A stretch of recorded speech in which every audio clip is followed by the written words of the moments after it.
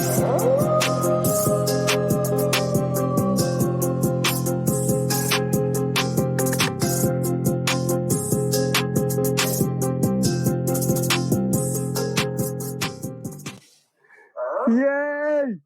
What is up, guys? Episode 19. We're back at it. 19. Worse than a crack addict. 19. 19. Yeah, so 19, bro. We're nearly 20. We're nearly 20 years old. We're getting there. We'll be there. Before you know it, probably like a week. We might be there in a week. We got a hell of an episode for you this week. Trust me when I say this, it's gonna be crazy this week. And ain't it always crazy, bro? I think the craziness has just gone slightly up today. Because this week is no holds barred, bro. No holds barred. No prisoners taken. We're going in. We're gonna smash it. Speaking of no holds barred, I want to get this out of the way. We were supposed to have a guest this week. Unfortunately, he ran into some life situations. So I want to give a shout out to Jay. Jay from Show Your Crips. Yep. He is the homie. He was supposed to come on the podcast today, and he had some man juiced up over there. Yeah.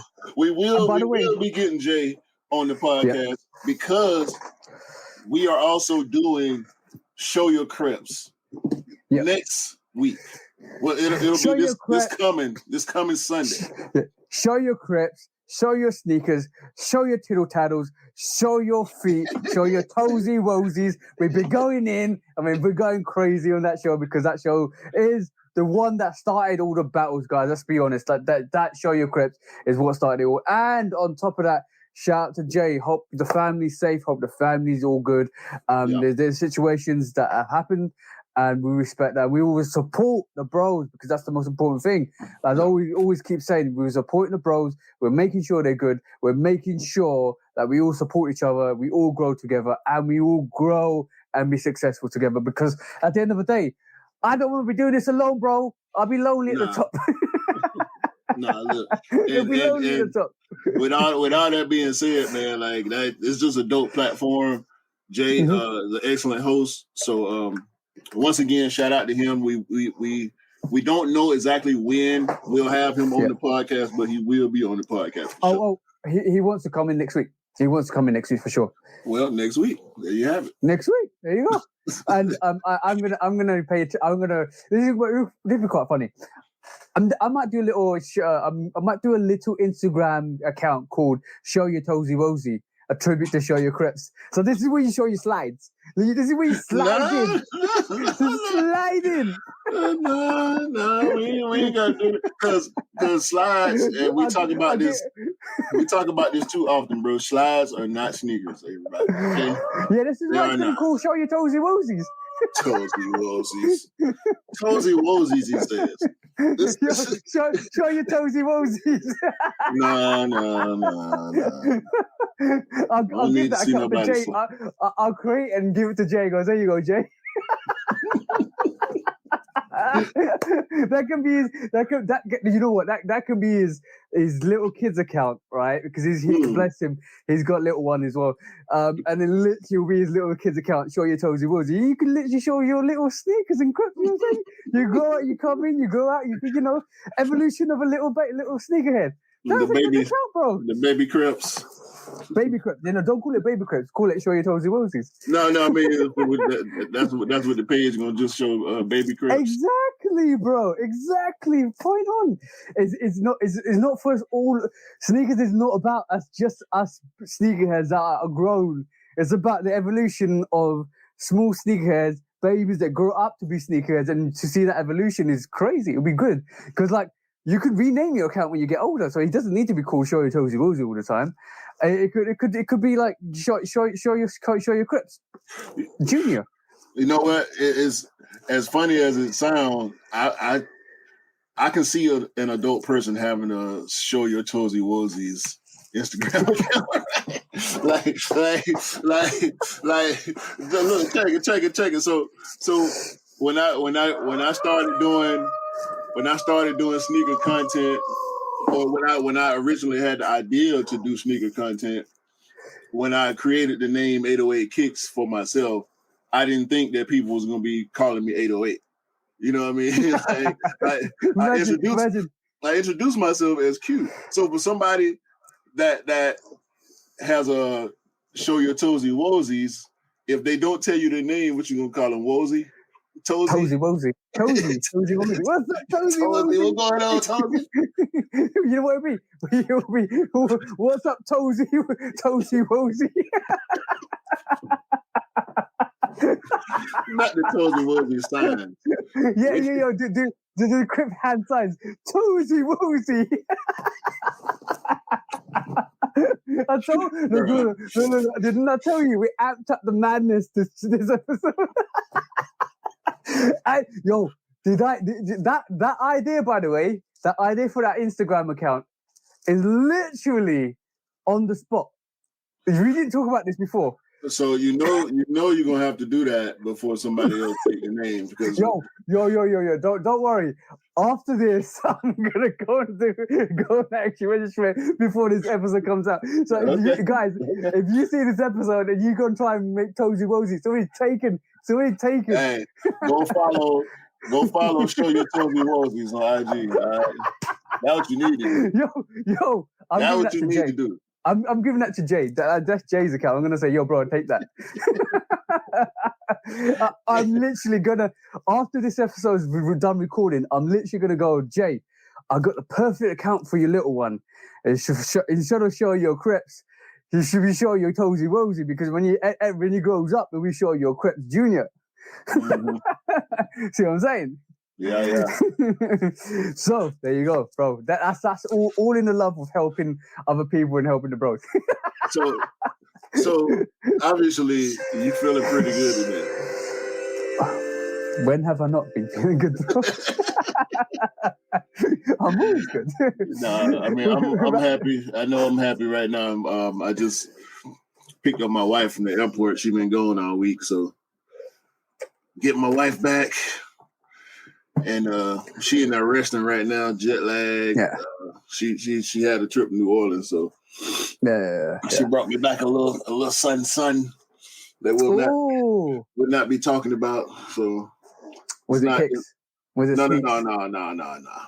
It wasn't that. Actually, she was in the direct vicinity of one Foot Locker store, and she said they had Midnight Navies in there,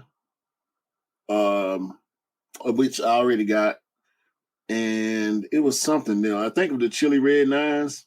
Oh, okay. She said they had in there, but other than that, it was I might need me a size 11 US on those military blacks if you get a chance, bro. But we'll talk about that. We'll talk about that because I feel we're definitely talking about that one because it released this weekend, and like even though I didn't hit, I will hit. I know I will hit. Yeah. It's coming. Like and like if you're lost in the sauce, you ain't seen all the angles. That's all I'm saying. You ain't seen all the angles. But what have you had on feet this week, bro? Well, I had these on today. Actually, Toro Bravo Jordan 14s. I actually I put on the Flyknit 3s yesterday. Yeah. And I didn't swap my fit, but when I had the Flyknits on yesterday morning to go make my pickups, and then I ended up switching up last night to go kick it with the fellas, watch the game and whatnot. So shout out to the Celtics losing game 3. Trolls. So yeah. Trolls. Toro 14, man. We can count the Flyknit 3s. We just looked at those last week. So yeah. So you're tempting me to keep that sneaker because the Toro Bravo 14 is in my collection somewhere, and you're actually making me thinking about keeping that. Wait, what? I'm like, It's in my Thinking rotation. about keeping it. What you mean? I want to wear it. I want to wear it so badly. You ain't wore it? I've not worn it. Since I got it, I've not worn it. And it's one of those 14s. I love it so much, but I'm afraid if I wear it, I might mess it up. Bro, let me do this. Showcase that sneaker, bro. Showcase that sneaker. I have this foam, this white foam on the bottom. Yeah. It's gonna stain because clearly, as you can see, it's the same foam as the midsole, right? The midsole channels right down into that, so that's gonna stain. This shank plate is gonna scuff. It's gonna nick. As you can see, I got nicks in it. Same thing on the side. It's gonna happen. Okay. Look. What's that? No. I'm not worried about the midsole. I'm not worried about the sole. I'm worried about the red suede, bro. Bro, this is some of the most delicate suede that you're gonna find. I mean, it's nubuck, right? It's not. Yeah, it's suede. nubuck. But as you can see those little stains and discoloration in there. By the way, it's gonna happen, Give us that booty shake. Give us that booty shake, bro. Give us that booty shake. It's gonna happen, bro. Look at the tire. Look at the tire on that, bro. Look at the tire on that back plate. And the tail lights.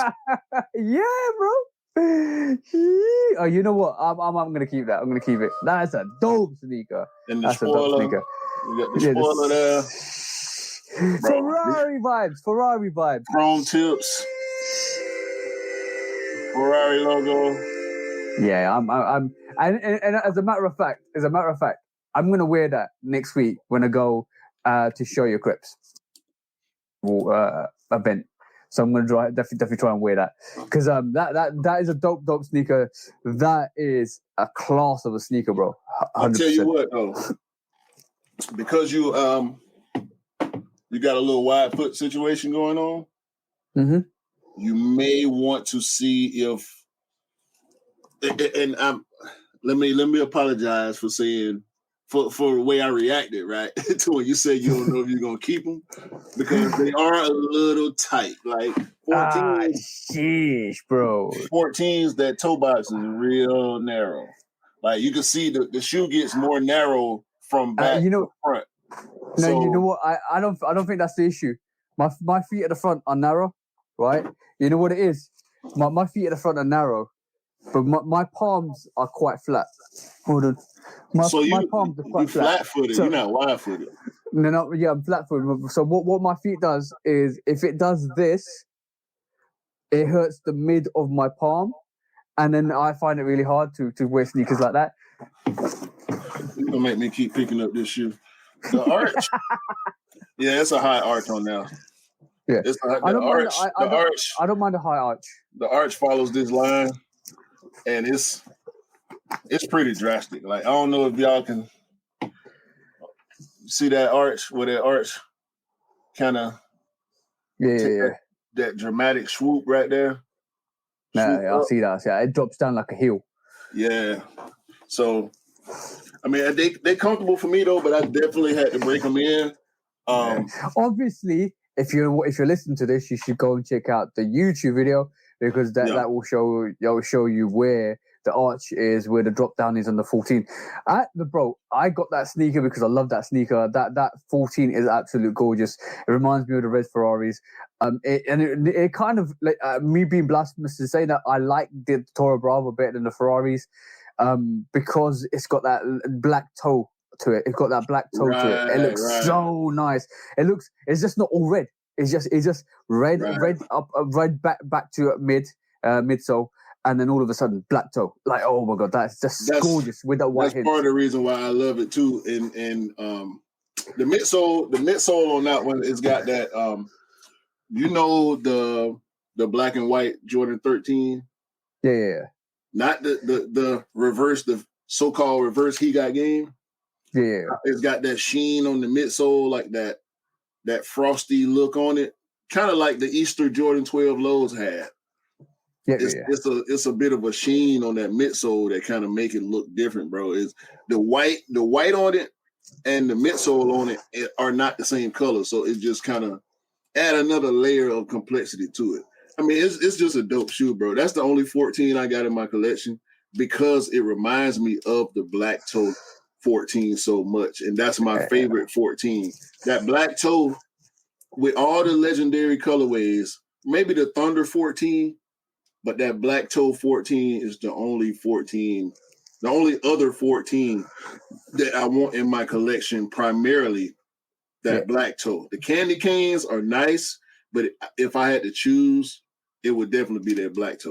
Yeah, and that's what that Toro remind me of, minus the lines on the side. You know, I'm gonna tell you two secrets of mine. Right, literally, this is just between me and you and the people in the Shoe Dog podcast that listen to this, right?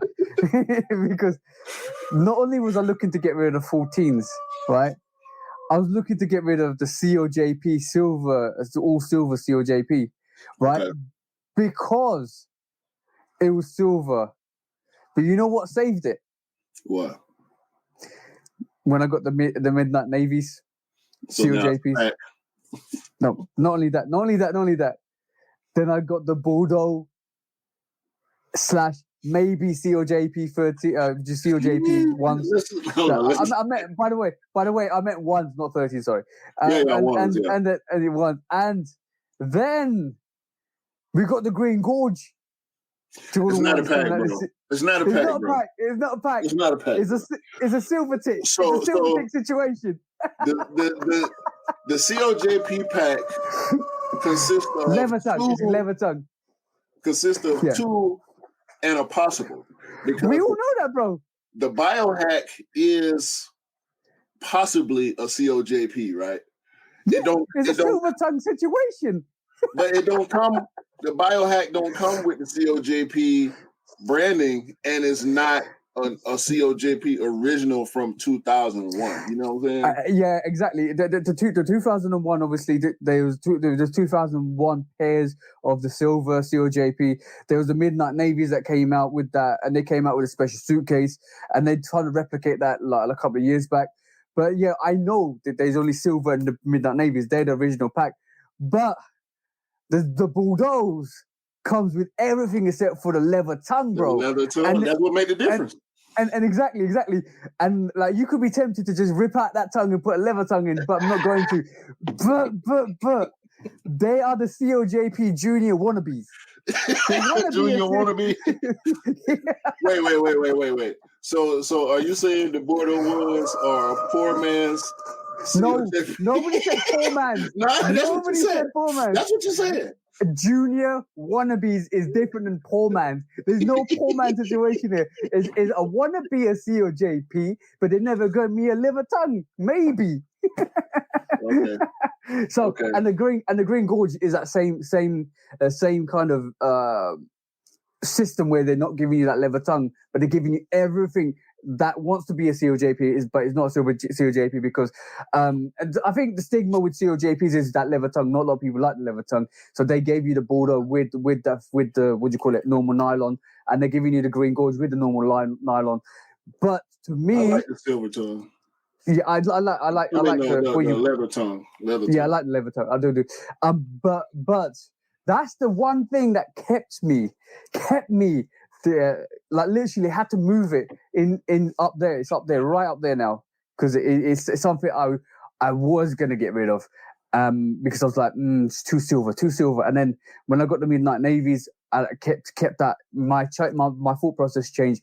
The Bordeaux ones came out, and my thought process is like, yeah, can't get rid of this now. I want to wear it because it's nice. Not only can you take an amalgamation of photos of a similar silhouette, when the Green Gorges come out, I'm gonna do a reel where I just transition from like the COJP silver pack. Stop.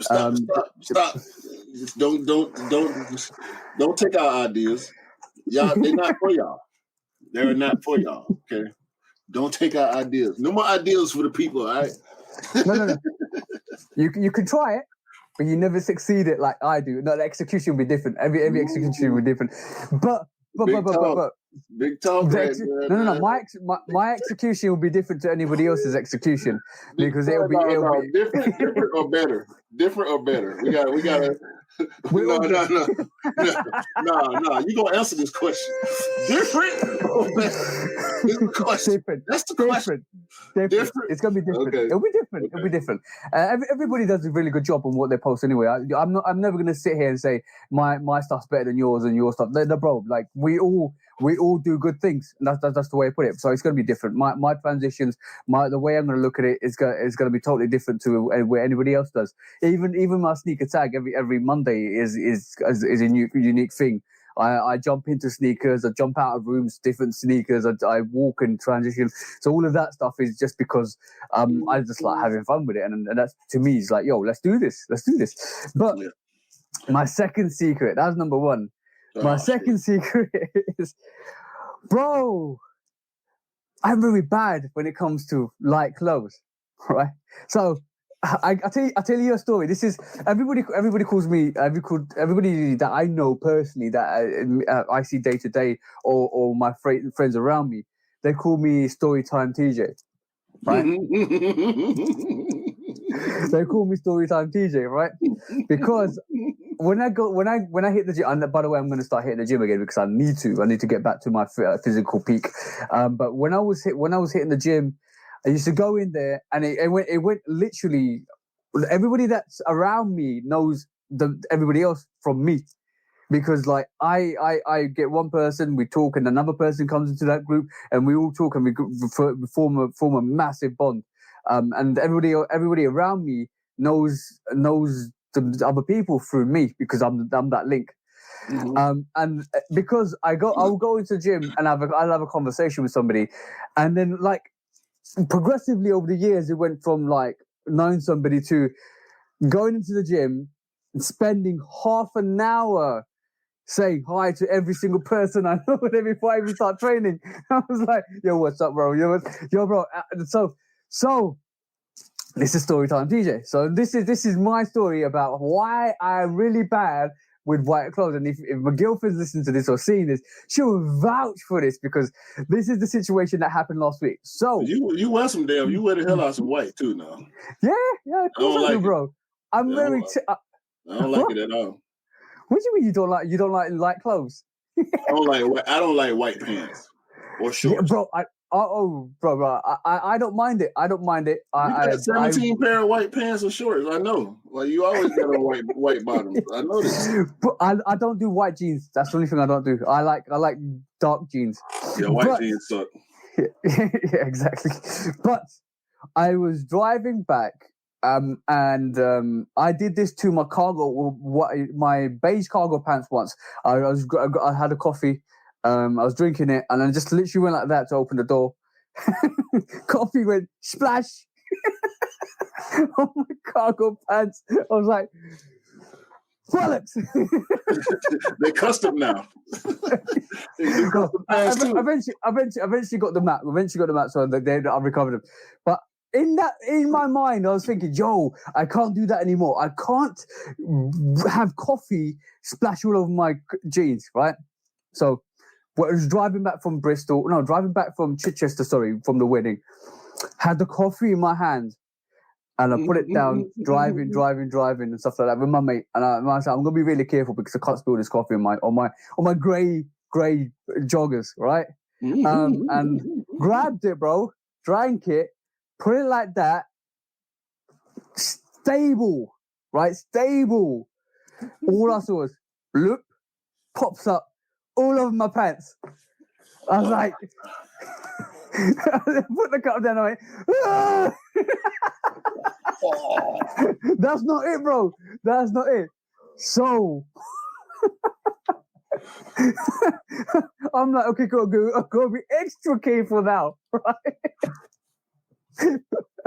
Ended up picking it up, drinking it, putting it back down, and then literally it went bloop all over my grey hoodie, bro. I can't make this up, bro. I got it clean. Because as soon as I got home, it went in the wash, bro, and it was clean. I was this close to giving you a card. This close.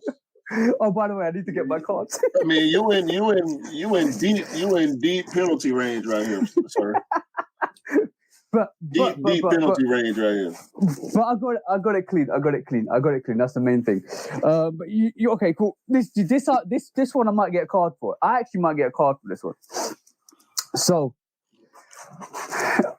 so let's just go with the fit. So I'll talk to you about what happened with my fit when I came to kind of arranging what I needed to do. But what was your fit this week? What was on feet this week?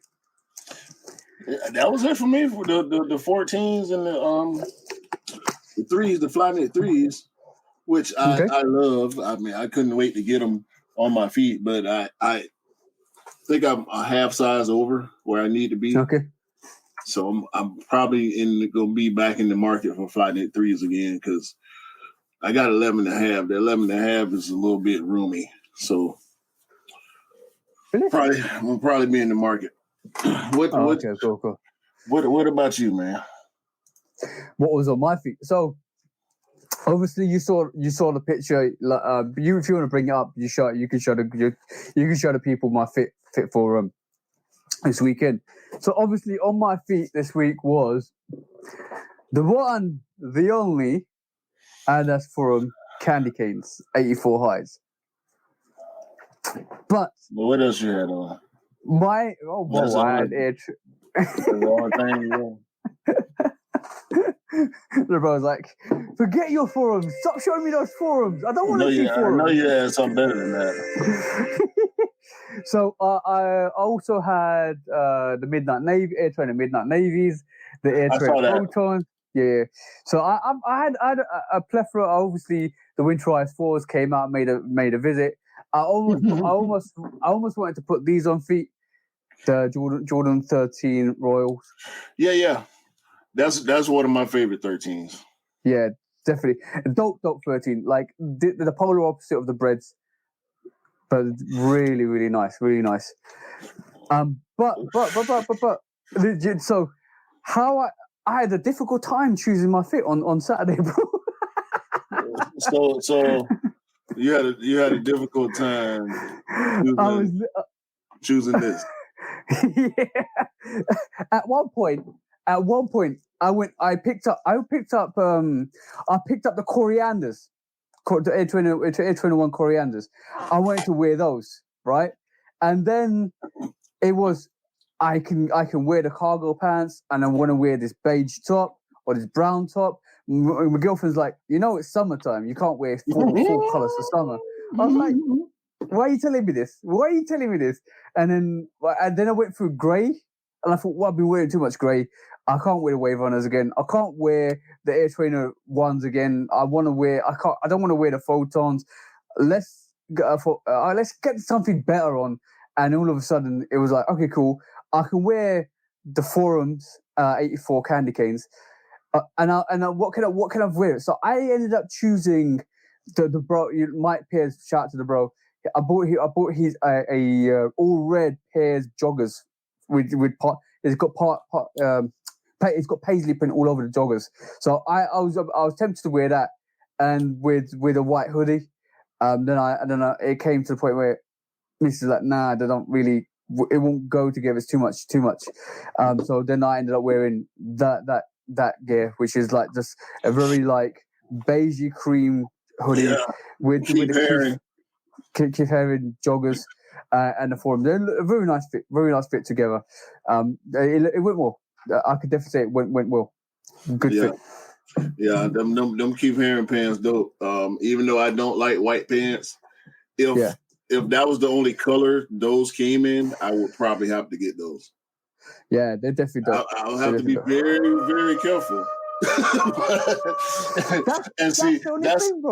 That's a perfect that pair of sweats. I gotta go back to it because this pair of sweats right here is 2 of the 4. I can wear 2 of the 4 Gatorade ones with. Yeah. I have yet to put together a fit for them Gatorades since I got them. Like I did wear the purple ones, and I put together the best thing I could based on what I had in my closet already. But Them Gatorades, as much as I love them, man, they hard to match up. Hard to match. They're hard to match up. They're hard to match up. Different. That's not regular orange or regular purple, blue. You should try to get the Gatorade merch with it as well, so it can match up better. It's hard to find, bro. Like you can't even get Gatorade merch from Gatorade. Like they don't sell actual merch on their website. So most of the stuff that I've seen is third party and it's vintage, and people. They want $70 for a Gatorade T-shirt. Like, bro, I can make one for $20. You know what? It's going to come to a point where you basically say, "I'm going to make my own merch for these." Trust me. Well, that's kind of what's been in my head already. Like, I got some designs already. You've seen a few of them. I've worn one of the shirts that I designed on the podcast, but I'm thinking I might end up just going shirt hunting and just find shirts that go with them. And whether it's a design I create or something I find out there in the wild that go with them, I'll buy that too.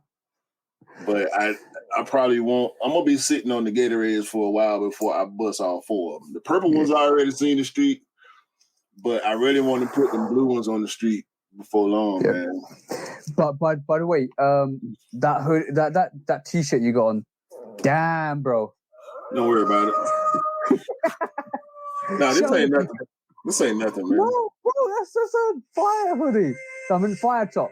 That's a fire. I wish it was a hoodie, but bro, imagine that. It's easy. It's easy to find stuff, man. Like I'm a T-shirt guy. Are we having the whole fashion conversation right now?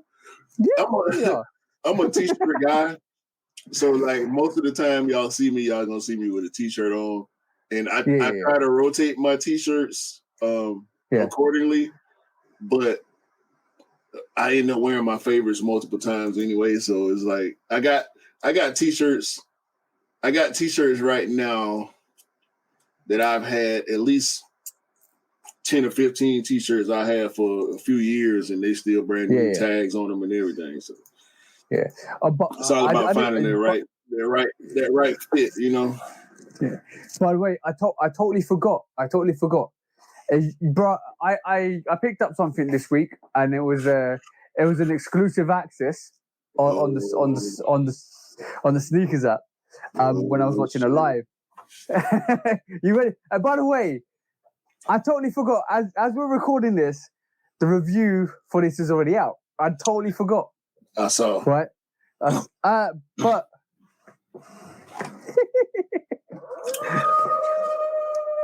this is the Matter Root Max 1 Light Matter Root.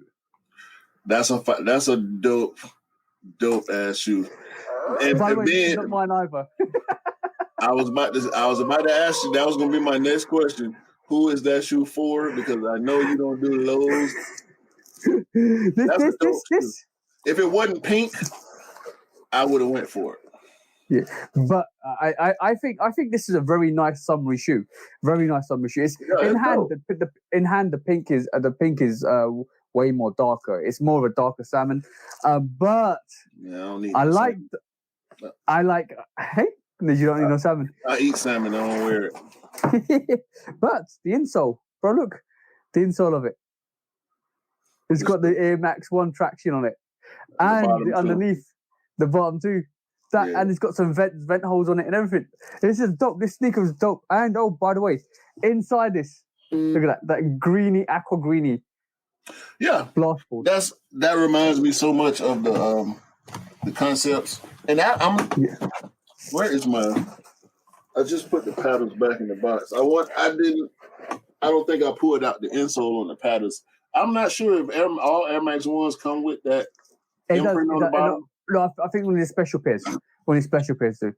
So I in my review, obviously the review's out, so guys, if you get a chance, go and watch it. But in my review, I said that this sneaker is like a sneaker that's gone back to basics, back to nature, back to neutral colors, back to the essence. And it feels like that. With this and the tree lines, even though they're not part of a pack, it feels like it's gone earthy mode.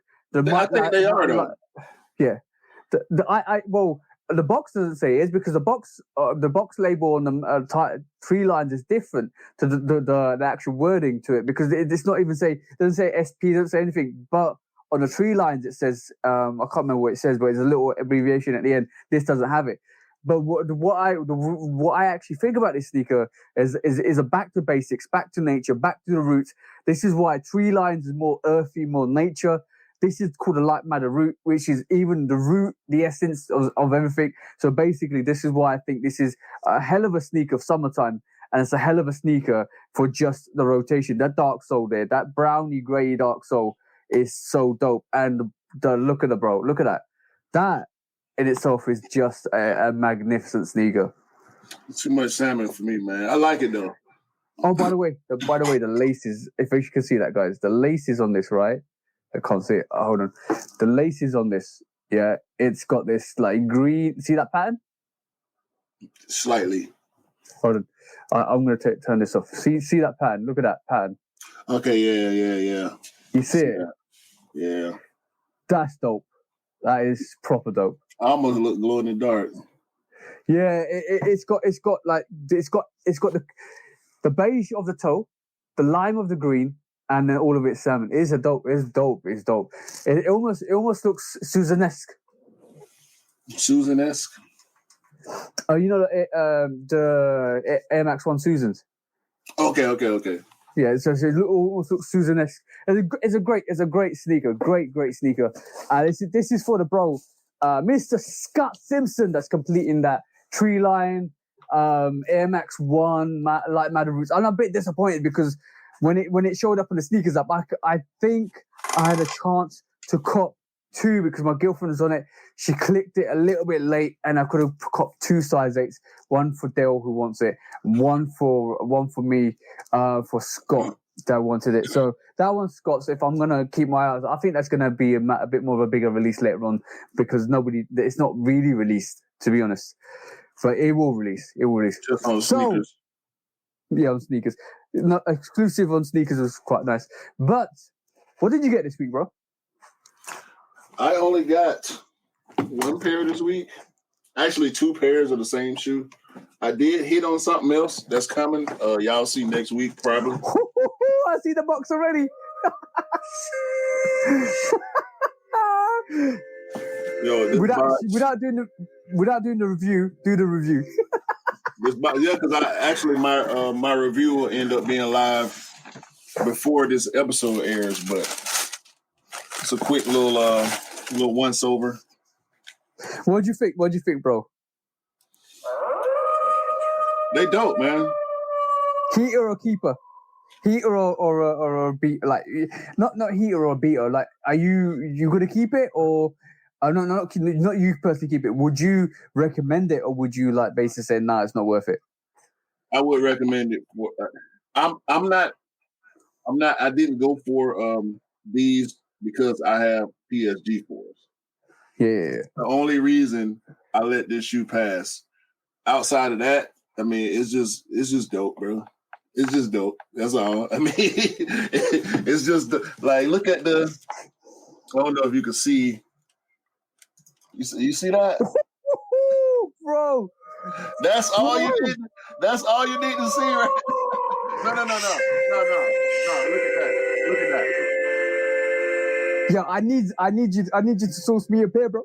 Look at that. That's all you need to see to know. I think I need your assist. I need your assistance with this and the Rui 8. Yo, if you know sneakers, bro, and you see something like that on your sneaker, you already know what time it is. Yeah. You know what time. By the way, let's talk about the subject matter. It rolls into the subject matter that we're going to talk today. Okay, cool. Wait. No, you're right. It does. It also rolls into this. Oh, we got I saw that. Crimson situation. Shit. Oh my God. We got a red crimson situation, bro. First of all, look at the finish on the paint, bro. That's yo. That's horrible, bro. That's major orange peel on that paint, and this glue. Like who glued this? Who glued this? My nephew, my 6-year-old nephew glued this, right? I mean, come on, bro. That needs to be stripped down. Oh no, Glue and no, paint. That's glue no. and paint together. By the way, I noticed this the other day. I noticed this on my Tinker Freeze the other day. Hold on. What you got there? Just so see that. So you can't see it. Hold on. I need to turn down the light a bit. Hold on 2 seconds. Right. So can you see that? Can you see that bubbling right in the corner there? Right there. Look at that. Hold on. Right there. No, I can't. It's too dark now. It's hold on. Shit. I noticed this the other day. So they might be able to see it now. Hold on. Okay. I see it a little bit. When you turn at a certain angle, I can see it bubbling a little bit.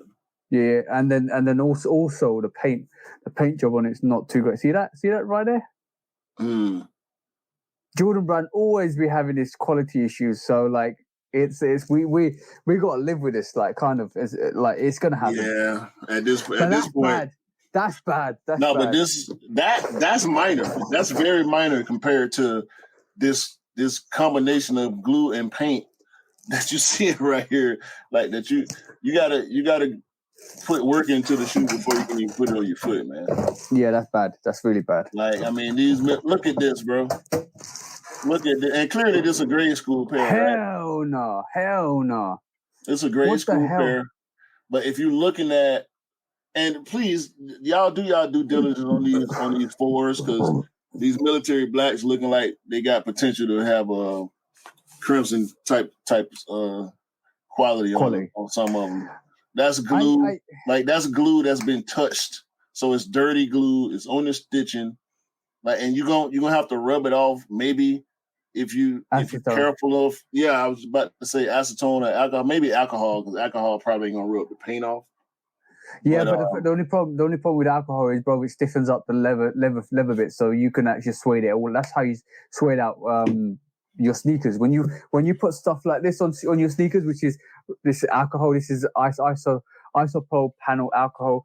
This literally will stiffen out the fibers in your leather, and then when that happens, you can kind of this stuff.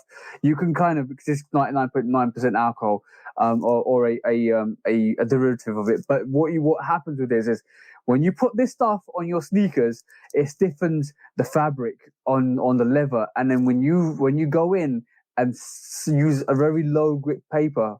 High grade, but very low fine paper. You can suede out your sneakers, and I've done that. I've actually done that on one of the sneakers. Where is it?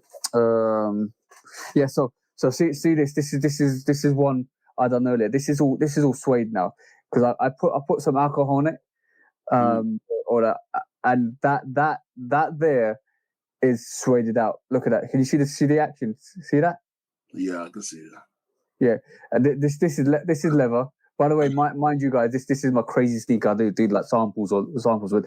So if you put alcohol on it, it's gonna stiffen out the leather bits. Unfortunately, so that's the scenario you're gonna be dealt with. Oh, that's bad, bro. What the hell would that happen? This is horrible, bro. You need leather filler to fill out the bloody leather on that. No, that's glue. That's glue, bro. That's dirty glue. Look here. Look, you see this spot where my cursor is? Yeah. That's a spot of glue too. So that's glue right there. Like you can see, I don't know if I feel like it's the glue, because you can kind of see a glue line right here along the bottom of the back tab. Yeah. So it looks like the glue, when they put the shoe together, maybe the glue pushed through the stitch holes or something like that. I don't know. But that's bad, bro. That's just bad. I came across this on Twitter, and I had to bring this to everybody's attention, especially people that are getting their pairs shipped, people that ordered online and getting their pairs shipped. You got to look out for this, bro. This is definitely what we need to give that sneaker. Yeah, that's. Oh, bro. Again, the sneakers app and Nike are doing some foo-foo quality. You guys, everybody at Nike, you're getting this for your quality checks. Yeah. That's well deserved. Because, bro, I know we used to have QC problems before. I know, as a matter of fact, them swapping the production line from the old Vietnam Chinese workshops to the new ones is causing this problem. It's definitely causing this problem because there's less care. There's less care and respect on those sneakers because they're like, oh, we just push these sneakers out constantly, bang, bang, bang, bang, bang. And all of a sudden, what you're finding is we're having these situations where the sneakers are coming out and they're just not great at all. Right. Someone like you're having situations. I've not seen how bad that is until Scott sent me it today, and you showcased it in the Shoe Dog podcast because I thought all pairs are fine, but they're bad. That's bad, bro. Yeah, I haven't seen a bad pair in person yet. Hopefully, I won't, because if I do come across any other pairs that will be in my possession, it'll be 11 for you. So yeah, outside of that, I'm cool on those because I'm chilling. I'm chilling with my PSGs over here. Yeah, but by the way, I'm gonna say one thing. Those military black 4s weren't limited for you guys. I don't know. I hit on 2 raffles. I didn't try on sneakers because all I needed was those 2 pairs for the bros. Yeah. I know I haven't, pairs, but they were hard to get, bro. They were really hard to get in the UK. I know Mr. V got a pair, at least a pair. I saw quite a few people that I know personally that got pairs.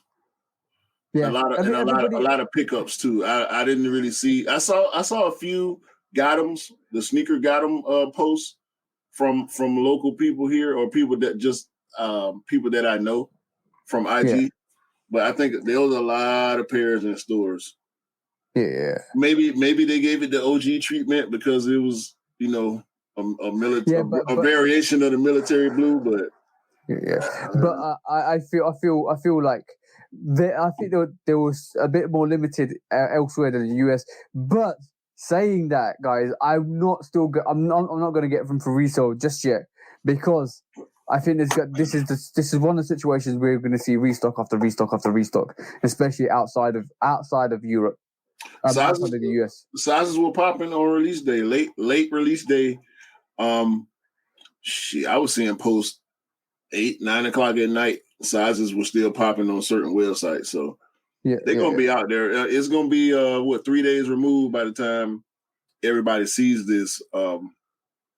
Because of course, Saturday the 21st was May 21st was the release date. Yeah, but I don't think as many people went for this shoe as they would have, let's say, a year ago. You reckon? No, because stuff's starting to sit, bro. Like just the Midnight Navy 6, bro. The fact that my wife saw that shoe in store, and I've seen it in store, multiple pairs, not full-size runs, but I've seen pairs on shelves, grade schools and men. So it's not the same as it was a year ago. We starting to get back towards a little bit of normalcy in the sneaker game. We getting back towards how it was in 2018, 2019. Bring it. we know COVID caused a lot of problems. It caused shipping problems. It caused production problems. Like we were just speaking on Nike with the production flaws. Some of that is a result of COVID. Some of it is a result of just people being bad at their jobs for whatever reason, whether it's laziness, whether it's not enjoying the job or whatever the case is. Ain't too many people that enjoy their job in the first place. But I do think we're starting to see a little bit of a rewind, even more than we were seeing a month ago. Yeah. Or I remember the Bordeaux 6s they kind of sat around for a little while. You know, the utility 12s, they sat around for a little while. The court purple 13 sat around for a little while. So we're starting to get a little bit. Hell, brotherhoods restocking every damn day for the past week. Brotherhoods every day. Brotherhoods sitting, and it's crazy, man. It's fucking ridiculous. So that's jokes. That is, but it's good though, because this is what we need. We need to make sure the people can get their sneakers for the right price, and it's always going to be like that. Because I'm glad it's like that, because basically it means that people can get the sneakers they want. People can actually go and pick up and look at sneakers in hand. Because I'm gonna say this: fuck the hype. Yeah, for sure. For sure. I don't care. I look. I don't care if nothing's hyped. I don't care if nothing's hyped. Right? I don't care if nothing's hyped. I will get the pairs I want. Yeah, and that's the most important thing, man. Get what you like, because when you. I don't care if nothing's hyped. No, hold on. That shoe was hot now. It was a little. Yo, it didn't sit here. Nobody went for it. I didn't see nobody that I know that goes for Jordan 13s like I do, first of all. But secondly, that got that. That's got that. That shoe was hype here. There's a lot of early pairs. Sellouts. I mean, easy sellouts, bro. And it was holiday time too, so there was a lot of charity raffles going on, and people was cashing out, man. And shout out to the people that hopefully got the benefit from the raffles about that Royal 13, because that thing went crazy for a little while. I ain't gonna lie. That was dope. I'm gonna do a new segment on my YouTube channel. It's called Blast from the Past, right? And I'm gonna do another segment called just a rotation. And in that I'm gonna go in and talk about the history of the sneaker. What I've got in my rotation that is of that sneaker, so like a Jordan 13. I will go through all my Jordan 13s and I'll tell you why I love Jordan 13s, the history behind it. So I'm gonna just start kind of bringing that content onto my YouTube, as well as the blast from the past, or looking at sneakers that you don't know I've got, but I've got. So that's going to be interesting. But wait for that, because that's going to be pretty good. Speaking of sixes, speaking of hype, what we doing over here? What we doing over here? I like it. What we got? I like it. Jordan 6 red Oreo. Red Oreos. You know what? You might be right. They will sit here. They will sit asked for this? Who asked for this? I didn't, but I'm glad it's there. So those must be comfortable shoes. I bet you could walk all day in shoes like that and not feel anything. It's this for me, bro. Shoes like that. It's this for me. This outsole from the infrared 6 should not be on this damn shoe, but it's there and I love it. I don't want to buy this shoe, but I want that outsole. I just want the outsole. Just sell me the outsole, Nike. I'll give y'all $40. You know what that sneaker? You know what that sneaker's saying to you? Come here, Q. You know you love me. Nah, look, I'm looking at this toe box. That leather looks dope, bro. That leather looks so dope. Looking at this toe box, it makes me think about the Midnight Navies, because the leather on the Midnight Navies, it ain't even no discussion about. Like we ain't. Did you get the Midnight Navies? Yeah, showed them last week. I can't wait for that release next month, bro. Yeah, we got them earlier than y'all for once. But also, while we looking at new stuff, and y'all send all y'all hateful comments right at me, okay? Send them here, because I don't give a damn. I want to talk about this. What the hell is that, bro? That is the Jordan Zion 2. And it's hard, bro. That's hard. I don't care what nobody say, bro. I don't care what you say. I don't care what none of the bros on IG. I'm gonna say this. I knew the Zion 2 Voodoo was coming out. I've not seen the pictures of it. It's a sneaker I need to process. I need to process it.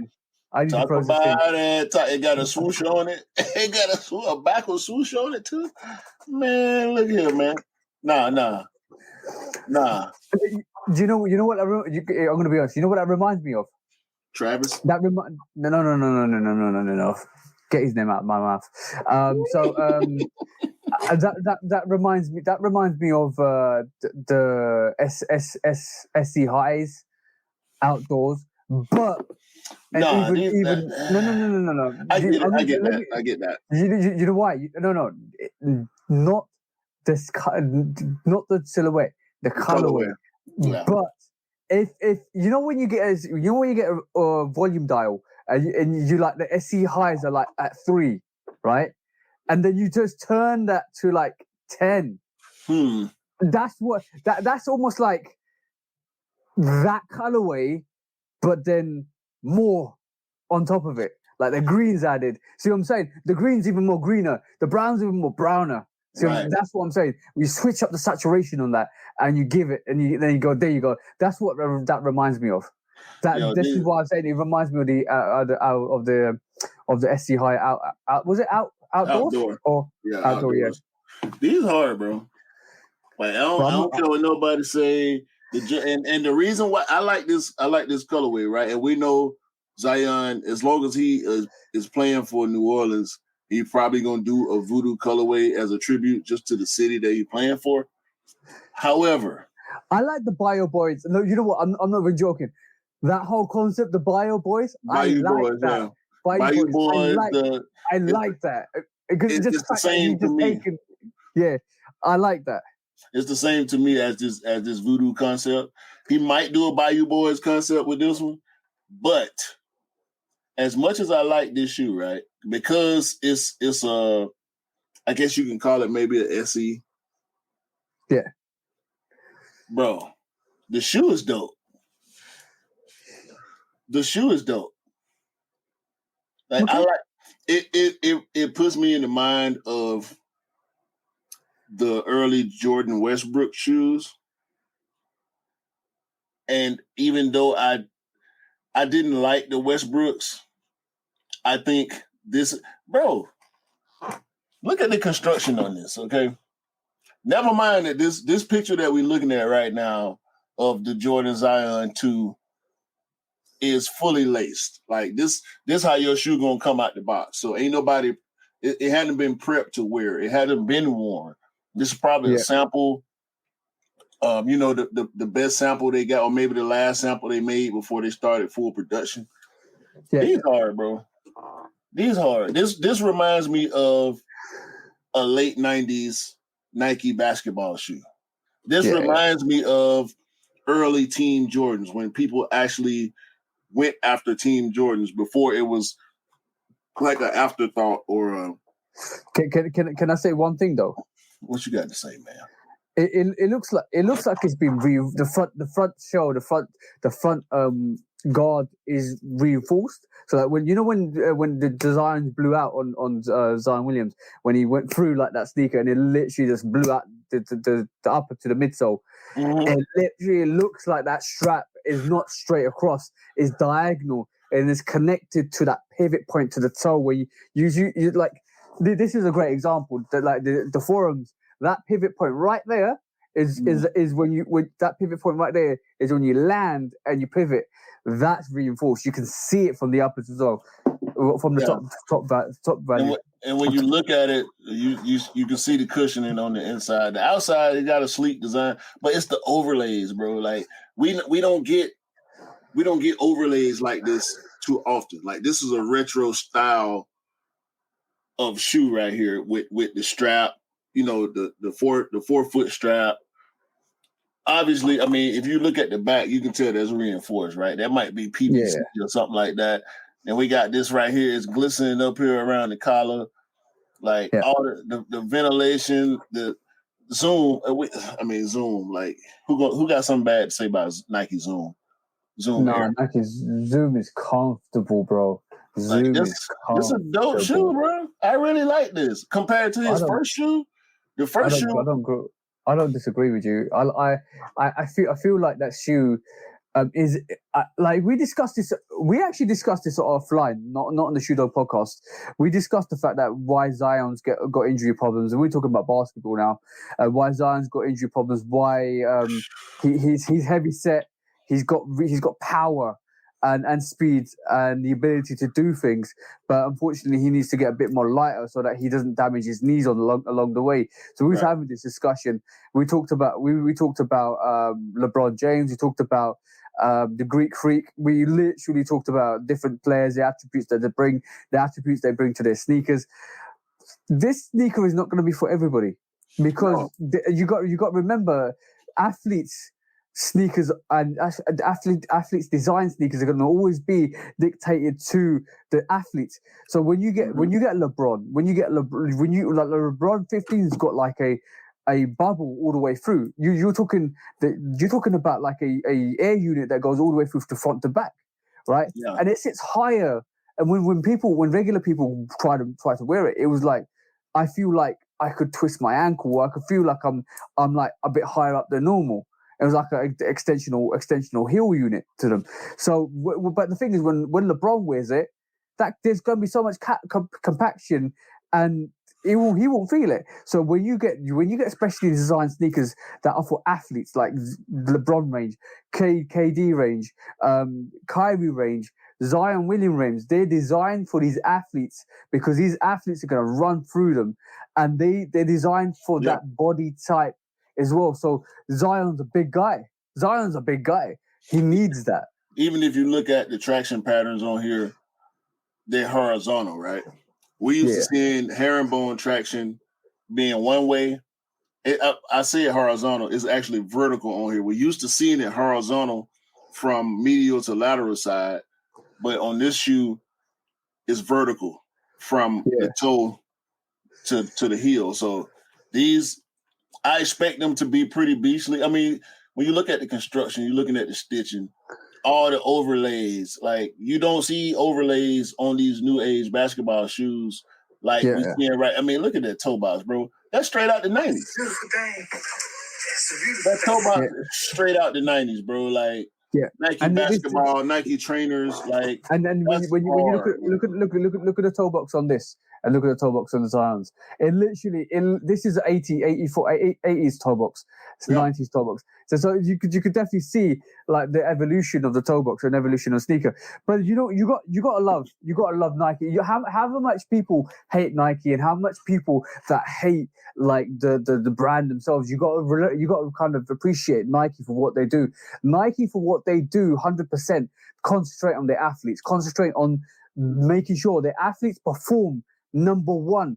And with Nike being their 50th birthday this week, and you look at the lives, they re-emphasized the fact that Nike was always number one, looking out for their athletes first to make sure their athletes had the best kind of equipment to do the best job. And this is why Nike's at the best at the moment, at the peak of their range at the moment, because they will put their athletes beyond anybody else and make sure the athletes can perform. And this Zion 2 is exactly that, bro. Yo, they put some shit, they put some thought, and they put some tech in this shoe, man. Like, it's got the air strobe on the back, which means it's gonna feel good. It's gonna feel good.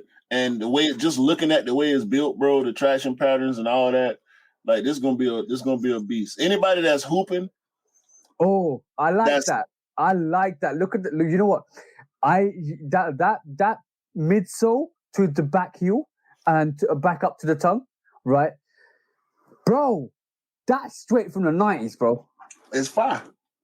Like, it's just fire, bro. Concept, execution, design. Like, I'm on board now. I'm on board now with Zion. I'm going to probably try to end up getting a pair of these. I don't know which. I'm definitely going for that Voodoo pair. I'm going for the voodoo pair. It'll be something different for me. It'll be something different for me because I typically don't buy new age basketball shoes because of the way they built. But this Zion, that Zion 2 is built like a 90s shoe, and that's what I love. I'm just saying. I know why you like that. Why? See those last couple of pictures you put up? What, the space? Seeing in space? No. That model to me looks very close to the Air Trader Freeze, bro. The SC highs, like it kind of. Man, we can move on to the next topic. Jordan 5s, SC highs. We can move on to the next topic, bro. We ain't gotta talk about that. Wait. Oh, no. I got new segment. Okay, cool. Hold on. Okay, new segment. This is called facts for the week. Right. Number 1, did you know? Let's see if you get this. Did you know Phil Knight wasn't going to call Nike Nike? Right. What was he going to call it, bro? I can't remember the name. It was something sports something. I know the word sports was in it. No, hell no. Because that's irrelevant, bro. No. Listen, do you want my Dimension 6? Yeah. Do you want my Dimension 6? It was something weird, bro. It was so weird. Like, I'm like, okay, I'm not even gonna remember this. I'm so glad. Just get that out of my mind, dog. I'm so glad he called it Nike, bro. So much. Nike in the UK, Nike in the US. By the way, Mythbusters, right? This is a quick Mythbusters. Let me get this audio. So this is a quick Mythbusters, right? How do you say N-I-C-K? N-I-K-E, I mean. Nike. How do you say N-I-K-E? Nike. Right. In the UK, we call it Nike, right? Yeah, like Mike. Nike, exactly. But fun fact of the day again. We always bring the fun fact. It is definitely Nike after the Greek god. So you can spell it like you want to spell it, but Phil Knight named it after the Greek god Nike. Yeah. So when you say Nike, say Nike. When you see Nike, say Nike. Like, I understand, of course, it's language barriers and stuff get lost in translation, from words that are created in a country that don't exist in other countries. Like that meme, that Air Force One meme. I fuck one. Okay, so that's how they translate Air Force One in whatever language was being spoken on that audio, right? And for what Nike is an ancient Greek, it's a goddess of victory, daughter of the giant Peleus. So basically, the name itself, the way it's spelled, is not the way it's pronounced, and you got to remember that, guys, because it's definitely called Nike. I know there's a misconception when you read it like Mike, it's Nike. It's not, because the way it's supposed to be pronounced is after the Greek god Nike. So let's clear the air, guys. It's actually Nikkei, but Nikkei.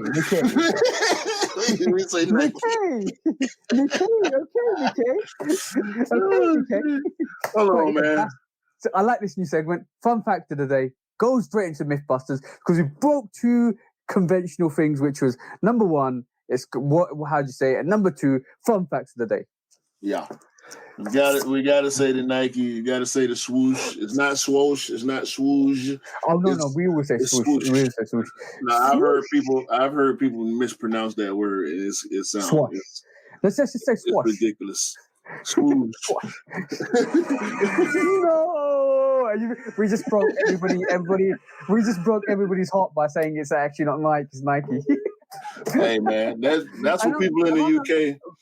Yeah, I've heard people in the US say Nike, and I always feel like it's just to separate themselves, or to just to be different, just call it Nike or whatever. But nobody that I've ever heard talk from Nike calls it Nike. It's always Nike. That's the way it was introduced to me. So that's what it's going to be until I get buried in Jordan 5 Black Metallics. Now, next up, we're sharing today. I want to share. I want to know. Sharing is caring. I want to know your thoughts on this shoe. It's not the for you. Billie Eilish Air Force One Low. Do we have to talk about this? It's not for us, bro. This is not for us. Is it dope? I like it. I like the concept of it. I like the patchwork on it. I like the stitching all over the front of it. I like the fact it's a female sneakerhead putting her stamp on a sneaker that is relevant for the range. But it's not for us, bro. I think it's a sleeper. Yeah, I'm not an Air Force One guy. I do like this shoe though. I think it's gonna be a sleeper. I think but Billie Eilish's sneakers aren't going anywhere. Her last couple of sneakers sat on the shelves, but I still believe she deserves all the credibility, all the creativeness to do what she wants to do because she's earned the right to do it. And if people don't want to pick it up, people don't want to pick it up because she's so I commend uniqueness. I applaud uniqueness. As a matter of fact, you're Billie Eilish, right? This is for you. A round of applause. A round of applause for doing what is natural to you, to giving your style and flavor to the sneaker that you want. Because at the end of the day, that's your style. That's the way you want to interpret that sneaker. That's the way you want to design that sneaker. That's the way you want to pull it out. It's not for everybody, bro. You can't knock somebody for putting their inspiration on the sneaker and their meaning behind it. Like if I design something or you design something, bro, I'll probably end up liking it anyway. But if you design something right, it's not going to be for everybody, bro. And the thing is, the way I look at it is, the more creative people that come into the spectrum to give their ideas, to give their kind of outlook on it, to give their touch on it, it's gonna be not Off-White's not for everybody. Sean Weatherspoon's not for everybody. It's not for we can sit here and say, yeah, I don't like this, I don't like that, mock it or stuff like that. But you still got to give them the credits, and you still got to give them their flowers for doing what they do, because at the end of the day, they earned that right, and they trying to give their inspiration, because Billie Eilish has got unique taste and unique flair, and that she's brought that to the sneaker. Same with Sean Weatherspoon. He's brought the vegan effect to the Adidas range. I love that. Do it. You just keep pushing it. It's like I said, everything's not for everybody, and if everybody liked everything, then there's no conversation. Right. So I respect that, and this is why I gave her a round of applause, because at the end of the day, I like the Air Force Ones, but it's not for me. I liked what she did with the other sneakers, like even the 14. Didn't she do 14? 15, yeah. And she did the ambush as well, all green ambush, yeah. No, that was the AJKO. AJKO, sorry, all green. It looked like the ambush because it's all green. All green. Yeah. So I respect it. Like there's so much flair and inspiration from people. We can easily say, oh, that's crap, that's thing, but I respect it. That to me. Okay, cool. I'm gonna pull up these, right? We don't even know. We don't even know the concept behind that. Hold on. So we don't know the concept behind that. Did you ever see Cristiano Ronaldo's cleats? Yes. It depends on which one you're talking about, because he got a lot of. I'm talking about the patchwork ones. No, I didn't see those. So he got a lot of heat though, as far as his boot collection. I know he got a nice sneaker collection too, but his boot collection is crazy. No, so they did the Cristiano Ronaldo. You guys see this slide? So they did the Cristiano Ronaldo patchwork 97, right? I actually meant 97. So basically, they did the Cristiano Ronaldo patchwork 97. This sneaker, you got to give it so much respect because this sneaker itself, in reality, that patchwork on that sneaker, I mean, we don't even know what the meaning behind the Billie Eilish sneakers are, and there might be some meaning to it, but that patchwork is kind of similar to what Billie Eilish did with the Air Force Ones, because the story behind this is, in his childhood, his mum used to sew up his sneakers as he was wearing them because they couldn't afford to get new sneakers, to new cleats for soccer. So this is the concept behind the 97, the golden patchwork and the red patchwork, because that all that stitching there on that sneaker is the wear and tear that his mum used to stitch up. That's a hell of a concept, bro. Yeah. Hell of a concept. Love that. So in reality, we don't know what the Billie Eilish inspiration behind the sneakers are. There could be so much meaning to it. It looks patchworky. It looks. I love the beige on it. I love it's an Air Force One. I love the fact it's so different to a normal Air Force One. Then she could have just said, "Oh, I'll do the colorway." But I love it when an artist or even Travis Scott. Travis Scott is not for everybody, right? But the concepts they bring, you have to respect it. You have to respect it. Yeah, it's far cry from Moonlight, but yeah. Shots taken. Is it time? Is it time for Mythbusters? Before we go on to actually, let's do Mythbusters, and we got another topic, and the topic is revolutionizing sneakers for going forwards. So. Mythbusters. Let's have a look at Mythbusters. What have you got today, bro?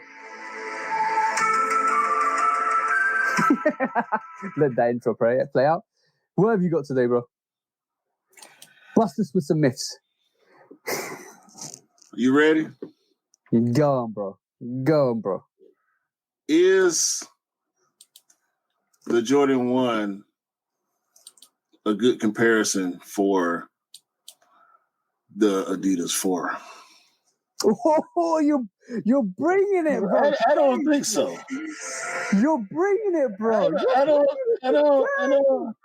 I mean, this type of stuff you like, right? So I figure we can talk about some type of stuff you like. You know, this is 84. Wait.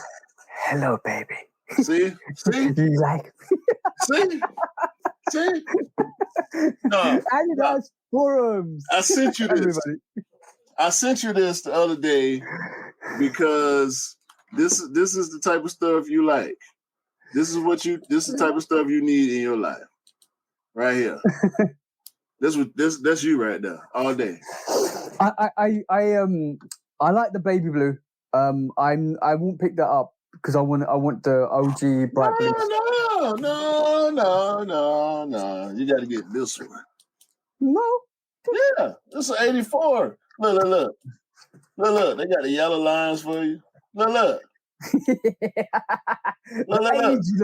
The age cut look. Look, it's vintage. Look, they got the vintage all down in the crevices. But I don't.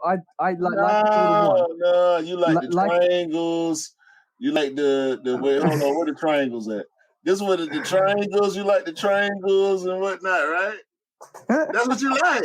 So the great thing about the forum is the way that it kind of comes sharp edges to round edges at the front for the toe. So basically, he's got that sleek clut line. I like it. I do like it. But I'm not interested in that colorway. The one colorway I'm definitely interested in is the 84 bright blue. Now, if you brought this to me, hold on. I'm gonna show you. If you brought this to me, they got the suede on the little lines. Ain't that what they call little lines? They still got the suede on the candy canes. It's exactly the same. The little 3 lines. Yeah, you like them 3 lines. Look. They got the little flower on there for you. You like them flowers. Look at the materials. Look at the materials. Materials. Yeah, look at that. Look, that's what you like. They made it for you. Now, bro. If you'd brought me this, no. If you showed me If you showed me this, What? Showed you what? if you showed me this, then that would be a different matter. That ain't that. That ain't the same. This I need. It's not the same, bro. Of course, it's the same. That ain't the one you need. That's the one I need. No. I want the 84 Forum Bright Blues. I want those. They're the OG pair. They're the 84 cut pair. They're the ones that Michael Jordan wore in the Olympic tryouts. I need those for sure. It's a good comparison. I think personally, it is a good comparison to talk about the forums and the Jordan ones in general, because basically came out in the same era, performed individually were as good as each other. Jordan endorsed one than the other. It's a good conversation to have. It's definitely a good conversation to have. Whatever. I think forums have a very relevant part in sneaker history and basketball history. They kind of did their thing in basketball. So did Jordans. So without competition, you can't sharpen steel. I don't believe you. you know it's true, but you don't want to believe me. So middle of the day, can you compare forums and Jordan 1s? Yes, you can. Okay, so why did I go to the mall yesterday and see so many forums sitting on the shelves? I ain't seen no Jordan 1 sitting on the shelf. Now that's a different conversation. That's now looking the difference between hype and heat. Don't do that. Of course it is. Look, so you're telling me if Michael Jordan donned the Adidas 3 stripes, he would never do that. No, but he wanted to. If he wanted to in 84, 85, and if that had happened, we would see Jordan 1. No, you won't even get Jordan 1s. We'll be seeing SB Dunks sitting there, bro. No, don't come at me that way. No. On a true level, you're right. You're right, because the difference between a forum and a Jordan 1 is totally based on the desirability, because the desirability and the history behind a Jordan 1 and a Jordan range is way more superior than the forum range. But you can't deny the forum had an impact in the 80s. You can't deny forum was relevant in the 80s, and it was influencing Jordan's mind to actually go and join the brand. But hard though.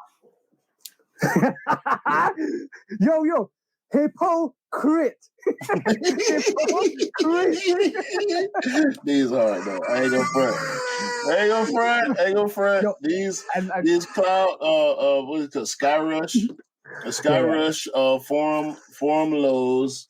They are not OG cut, but what's the difference between a regular forum and an OG cut forum, right? Yeah, but I can guarantee the materials on that are super dope. If you picked up the neutral grey ones, that's the quality you're going to get on those forum lows. They are super. I've got forum 1. I've seen forum 1s, forum 1 lows, and the quality is bar none so good, bro. I really just like the outsole. Yeah, and the price range. Yo, this is a dope outsole, bro.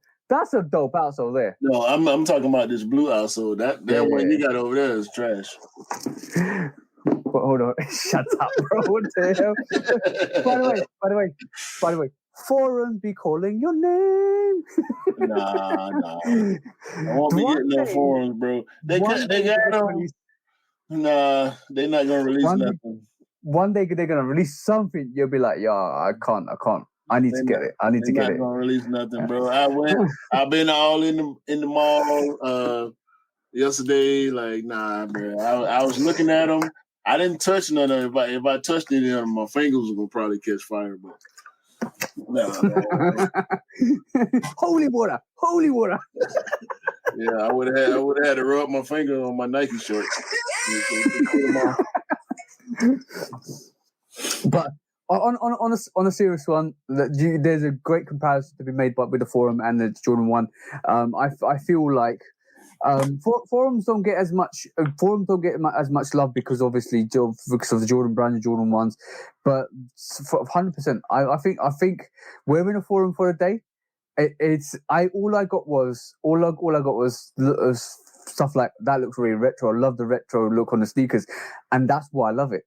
It's so retro. Like you wear that, you're back in the 80s, bro. Yeah, it looks old and out of style, right? No, it looks old and good in style. And you know what? Nah. The great thing about it is that nobody else wears it around you, and because everybody else, it's being a bit different at the right time because everybody else has got Jordan 1s, Jordan 3s, Jordan 4s, Jordan 5s, not hardly in Jordan 5s to be honest, like Air Force 1s, and you're like, let me just wear a forum. Let me just wear it because it's different, and you will get looks because people are like, oh damn, that looks nice. It does. It looks like it definitely looks nice on feet. Definitely looks nice on feet. I get that anyway. I don't need forums for that.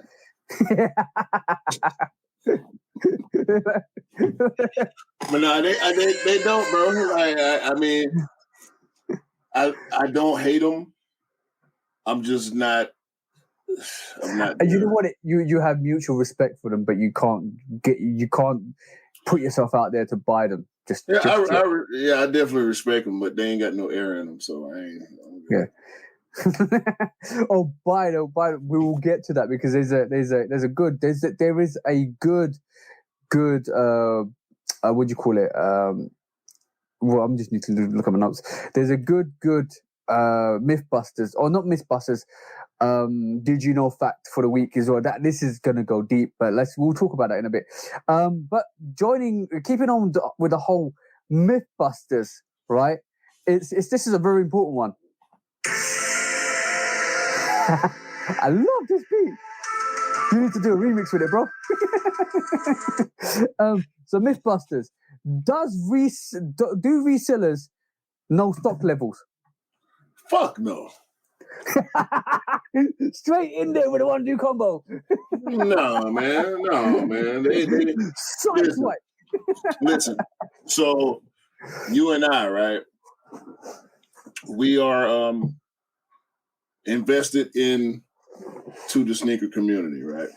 Yep. Which means we have the sources. We have access to the sources that majority of other sneakerheads have, and sometimes we may go a little bit beyond, right? Just to make sure that we on point. People put out these stock numbers, and we never get fact checking on stock numbers.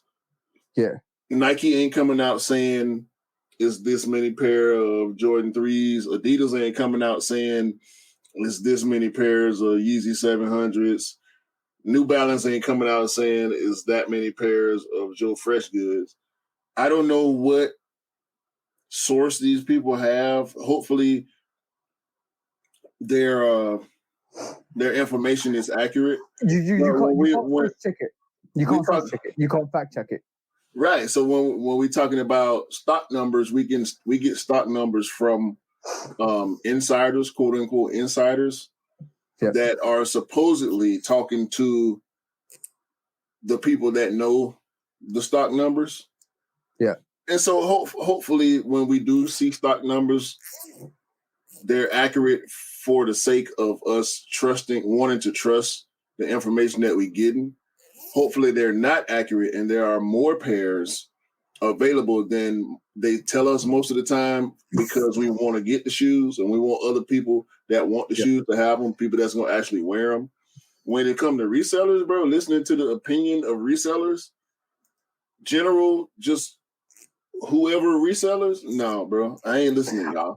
I'll give you my opinion on it because basically I'm gonna put it one way. Why would a reseller tell you the stock number? So he can raise the price. Why would okay, cool. So he control. We know resellers control the market. So if you being a reseller, you got there's about you don't even know the prices. You think it's gonna be quite a lot of stock because you heard from the brands it might be quite a lot of stock. So you know if you pick up the sneaker, it's gonna be quite hard to sell. It's so a brick. How do you? So yeah, it's a brick. Like not the best word to use, but it's a brick. So what are you gonna do? What are you gonna do, bro? I'm gonna inflate. I'm gonna try to inflate the price by pushing the demand higher and pushing the supply lower. That's the name of the game. Low supply, high demand, high price. They're not. So these resellers ain't dumb. So basically, when they say to you, "There's 80,000 pairs," like, we resellers think we're dumb, right? Because basically, So basically, I said it the wrong way. Resellers think we're done because if you're lost in the source and you're looking at this information, your instant reaction is, "Oh shit, it's gonna be hard. I need to pay that resale, and I need to pay that pre-sale because they're gonna be quite hard to get." So instantly, they've got you hooked. They've literally cast their fishing line out, bang, reeled you in, and there you are. You're a sucker on the end of that hook. So basically, the way I look at it is, if a reseller tells you the price or the reseller tells you the stock level, they don't know shit.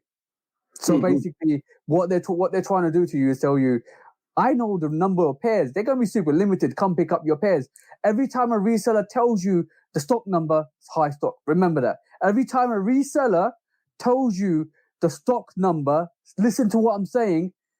They're selling you a lie so you can get you to pay that resale. That's bullshit.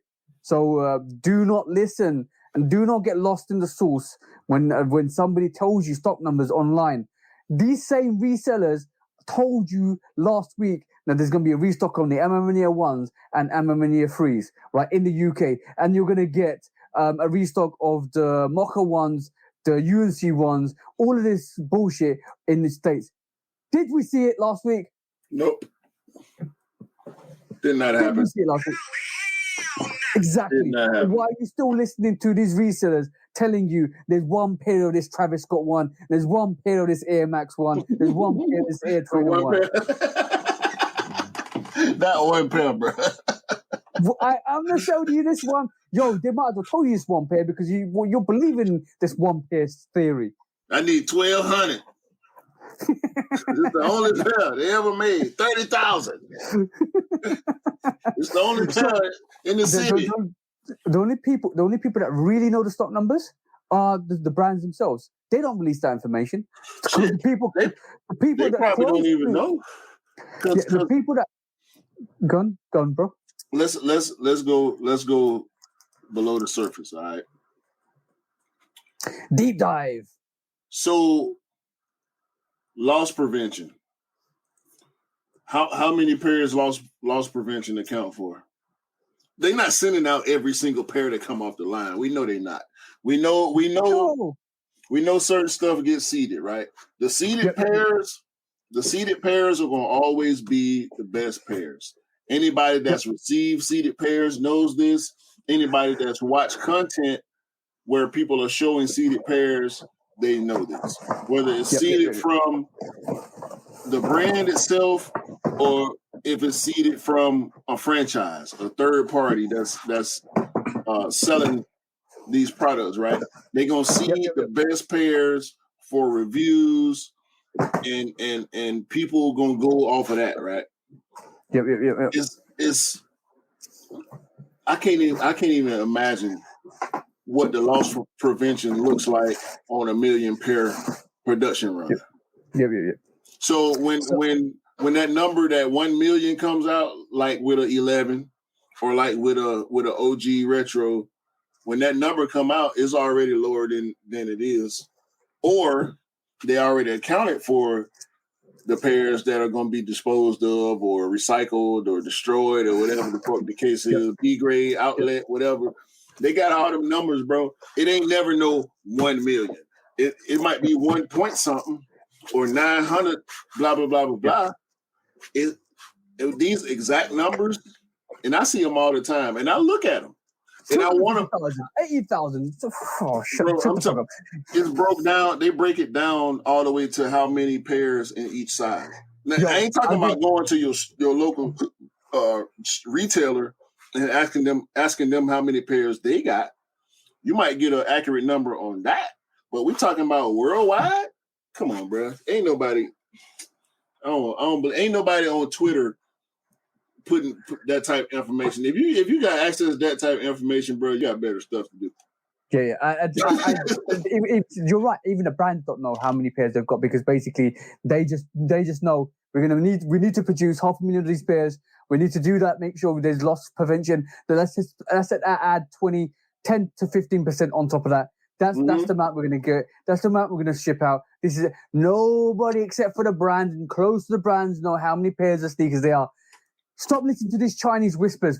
Literally, you're getting caught out. You're getting caught out, and no pun intended, by the way. Chinese whispers is you hear one thing, you repeat it in a different way. So basically, stop listening to all the gossip, all the source, and all the bullshittery on Instagram, on social media, telling you there's only X amount of pairs because you need to get it for resale. Because you're getting caught out. You're wasting your money. You're wasting your time. Go and put in the raffles. And if that was a situation, I would not be getting this UNC one in November, 6 or 7 months out after it released by Nike from exclusive access. Simple as that.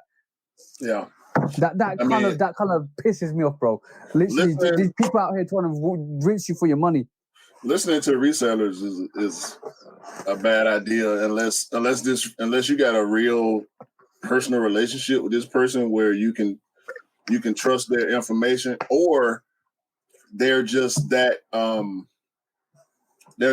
into themselves where they're just gonna be straight up anyway, which is kind of rare. Like, I mean, the one person whose name I say a lot, Retro Rick, is one of them type people. Like, Rick don't give a damn about who charging what, or what the stock numbers are, or how many early what. None of that shit. It's gonna be what it is. You know, the market is the market, and we've heard so many times. I can't remember. Hell, the 14s, the Toro 14s. I saw stock numbers on that shoe, bro. That shoe did not restock. It did in the US. If you didn't get your pair when it came out, same thing with the PSG 4s. If you didn't get your same thing with the Air Max 95 men's, grade schools restocked a lot. Men's did not restock. PSG 4s did not restock. Toro 14s did not restock. So if you want to go back and look at the numbers then in situations like that, and you want to believe a low number, you can believe it because it showed. When motherfuckers talk Pollins was supposed to be limited. Brotherhoods was supposed to be limited. Man, please, fuck out of here. Like the Rock says, get your candy ass out of here, bro. But the second Mythbusters goes into the first Mythbusters so well because the question is, do sneakers sell out? No, no. That's that. Me showing you that UNC one with the early exclusive access in November. Just is the prime point. Sneakers don't sell out. There's still stocks around. Eventually they sell out, but there's still stocks around. Like going back into the first Mythbusters, do resellers know the stock level? These same people, right? These same resellers are out here telling you the pattern bred ones were limited. These same resellers were out here trying to sell you a heritage one. These same resellers were out here telling you these yellow toe taxis are going to be limited. These Pollens are limited. These the Chicago ones this end of this year is going to be super limited. Yo, it's going to be super high. Definitely. It's going to be hard to get. Definitely.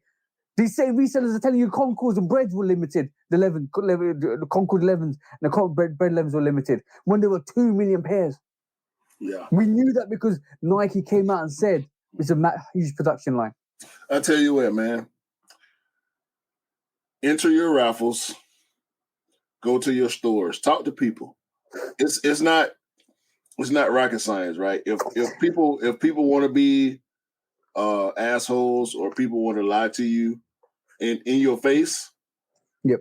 People are people, right? It's not because they backdooring or it's because they don't want you to have the shoe. Some people are just assholes. I've had people in sneaker stores lie to my face and tell me they were doing a raffle when I knew for a fact that the raffle was already over. Yo. So, look, people are people, and people are going to people. That's one thing you can count on people to do is to people. Bring that shoe dog book out, bro. Bring that shoe dog book out. Yo, Because this is going to all you lying, conniving resellers out there that tell us stock numbers that ain't legit. Because at the end of the day, the proof is in the pudding. The pie's baked. The crows are crowing, and we all know that you're full of shit. You know what? And I'm getting the way I am because I'm getting angry for your guys' money. I'm getting angry for the fact that you might get sold a sneaker or told a sneaker's super limited or get told that the sneaker's pre-orderable for set price because it's super limited.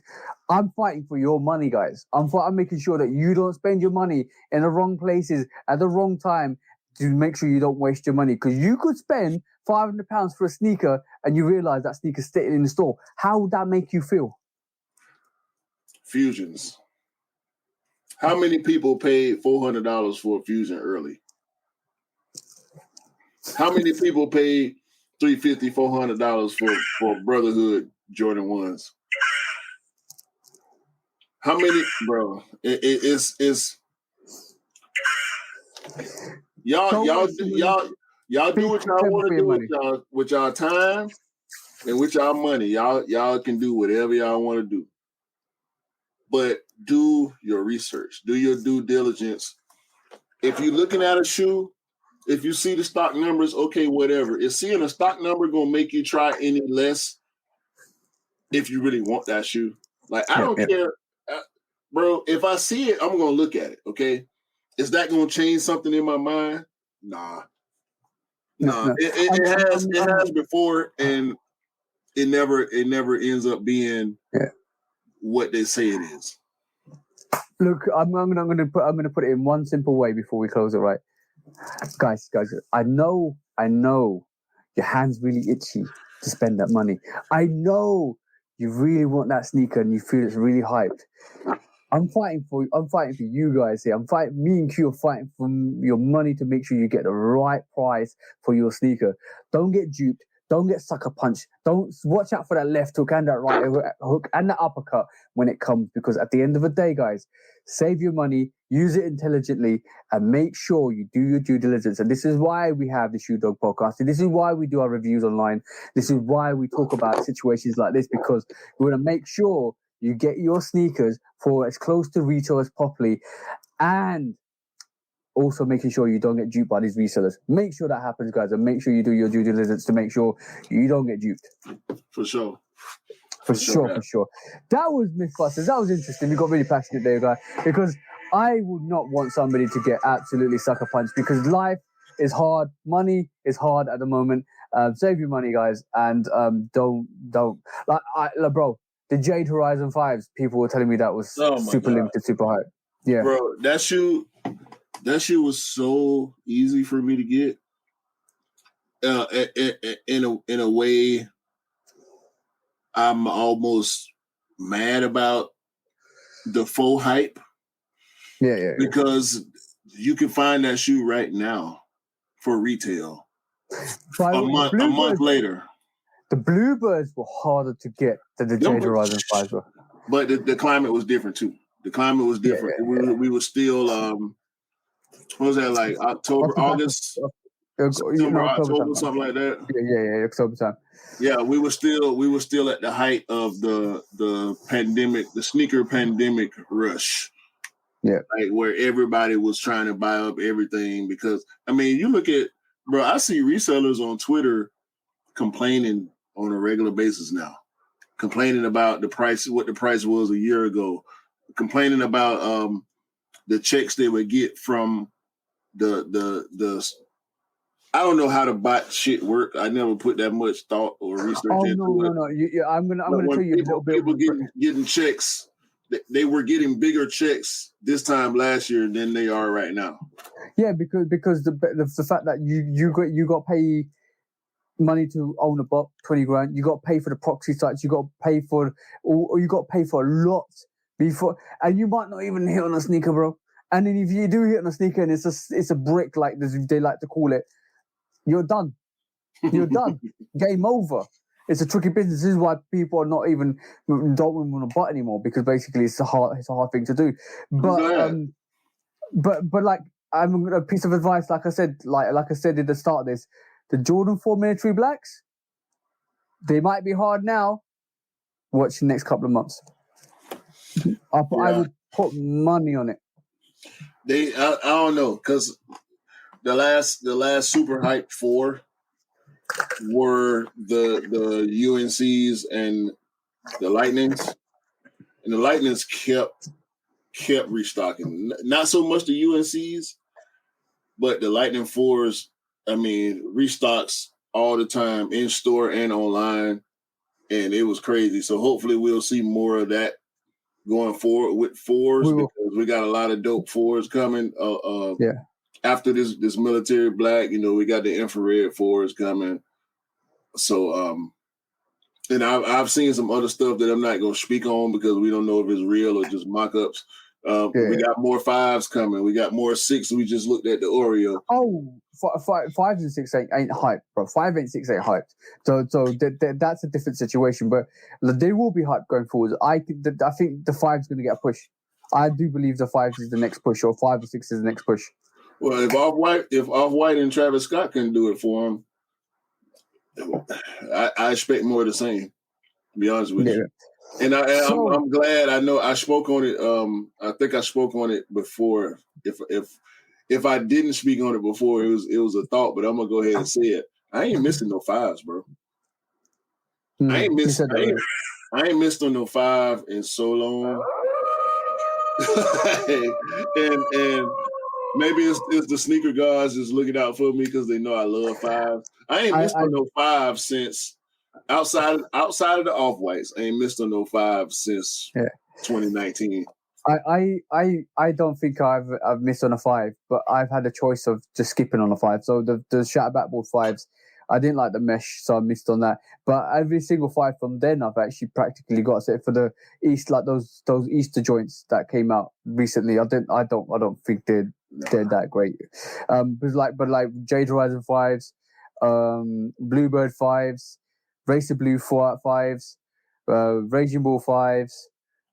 Every 5 since then I've got over 5 with 5s. I need to wear the 5 with 5s, by the way, soon. And every 5 that's possibly able to get, I've got, because 5s don't do numbers. Like a 1 or a 3, 1 or a 4, or even a 3. But I like that. I like the fact that you can go into a shop and see a sneaker in hand, make a quick assessment, and then come back and then say, yeah, okay, cool. I like it. So next subject, that was Mythbusters. That was Mythbusters. Got very passionate, very very vocal, because we want to make sure you don't spend money on a sneaker or waste money on a sneaker, because life is hard, everything's hard, and you just don't waste your money. Just be intelligent. If you need advice, me and Q are always here to talk to you guys.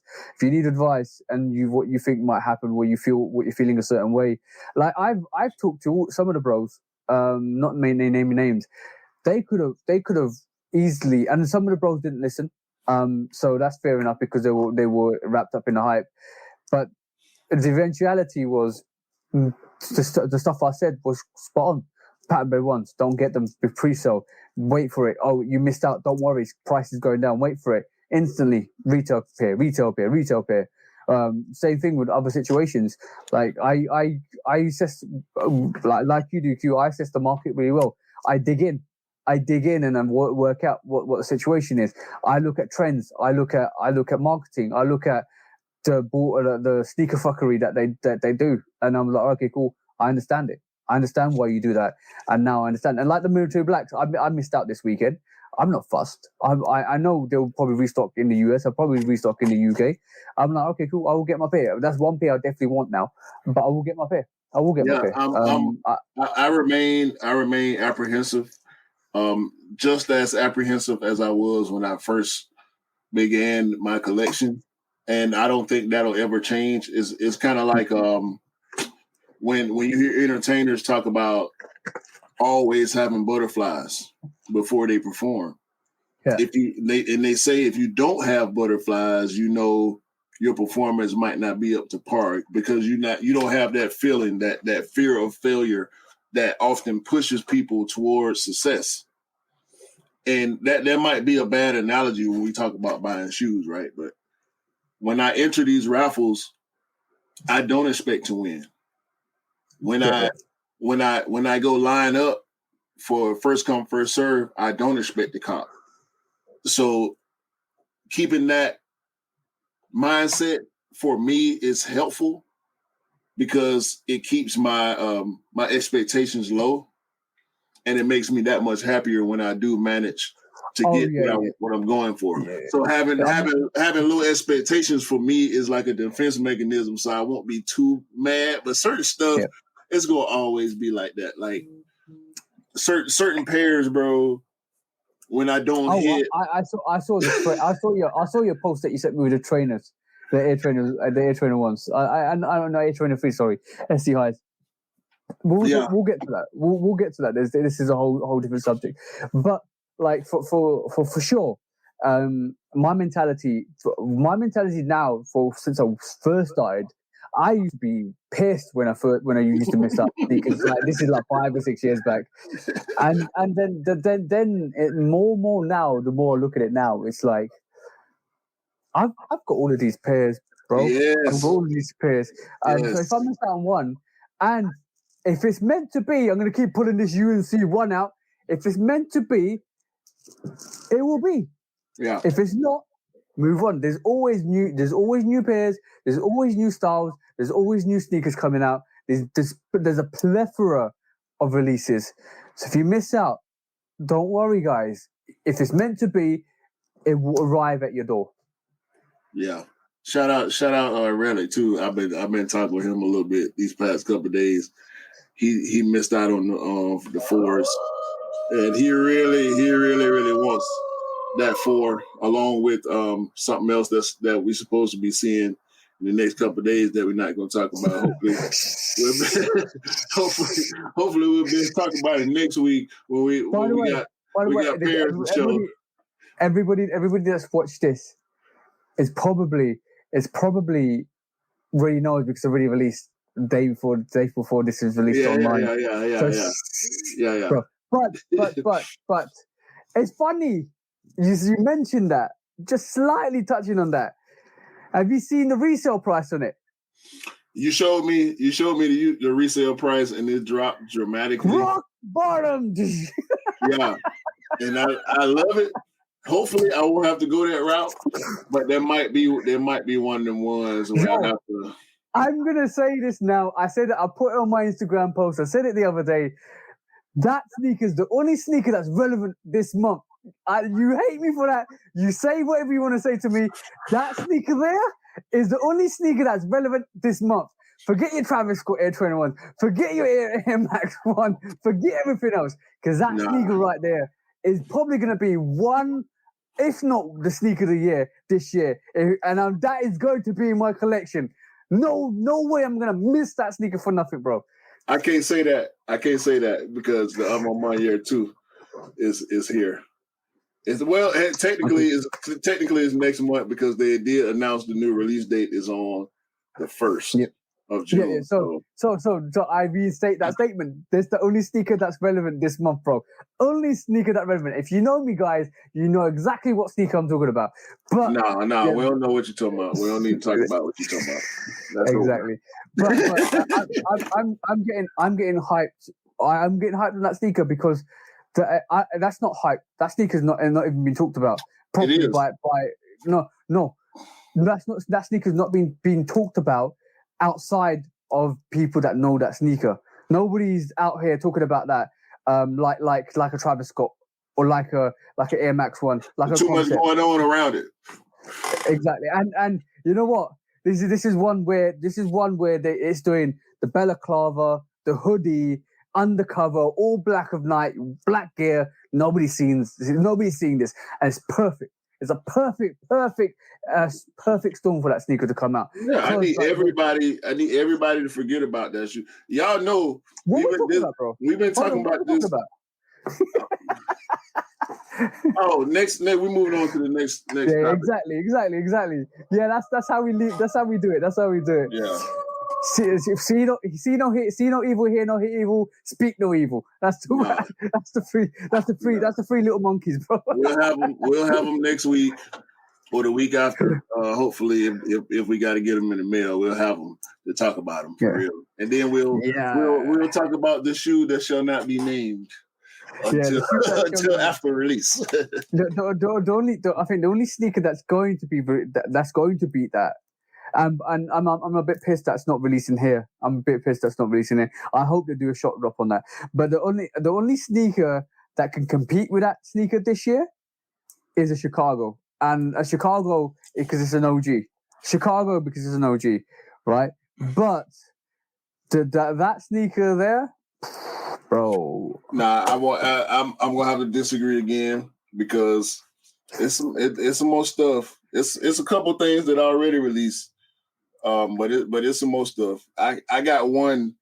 Tell me something that's released that you think can compete with that. I could probably name one, but tell me another. I mean, we got New Balance. You know, the fresh goods that's competing with that. Okay. Some people would say Yeezys. Some of the Yeezys that's released this year. Wave Runners. Yeah, definitely Wave Runners. We know people are gonna throw that in there. I mean, it's not a new sneaker. It's not a new colorway. By the way, I'm gonna say I love the Wave Runners. That sneaker's better. That sneaker slightly does it for me more than the Wave Runner. I like that. Yeah, but I don't. It's gonna be some more. It's gonna be so much shit this year, bro. Like I can't do that. It's up there though. It's up there. Especially if I get it. I'm not saying I'm being a hypocrite because last year I said why are people saying this is the sneaker of the year in March time and it's April May time, right? I'm saying but the reason why I say this is that's my personal favorite. It's not going to be for everybody that to me. And I know the stuff that's coming out this year. We're getting Taxi 8s. We're getting yellow toe ones. We're getting all sorts of numbers and stuff like that. Still, and we get Chicago ones and Chicago 2s. But I'm not a 2 guy, so that this is why I say me personally, one of the sneakers for me personally of the year. I think that I got the DB5 right now, so we'll see how the rest of the year shape out. I got out of the stuff I didn't cop so far. I maybe got like a top 3, top 4, top 3 for sure. That's as far as I can go right now. By the way, if I do cop the DB5, the original DB5, right, that might just kill the game. I mean, hey, you can't details, bro. Details on that DB5. You can't argue semantics by the DB, man. Especially the OG DB5. Like ain't too much conversation be had about that. Yeah, bro. Just you know what? If somebody wants to start a conversation, just bring the black light out and just shut their mouth in it. So that's the thing. All you got to do is just all right. Cool. You keep talking, then bring the black light out. There you go. Shut up now. Watch this. Emoji eyes. Emoji eyes. You think this is pattern leather? What's this? Hologram, fool. You know it, bro. I'm just putting the blinds up. You know it, bro. But it is. I'm just basically saying I love sneakers with detail. I love sneakers with meaning. I love sneakers in general. Like just everything about like everything that comes with a sneaker. It has to be the full package for me to actually just be the way I am. To be like everything has to just amalgamate. And you know what?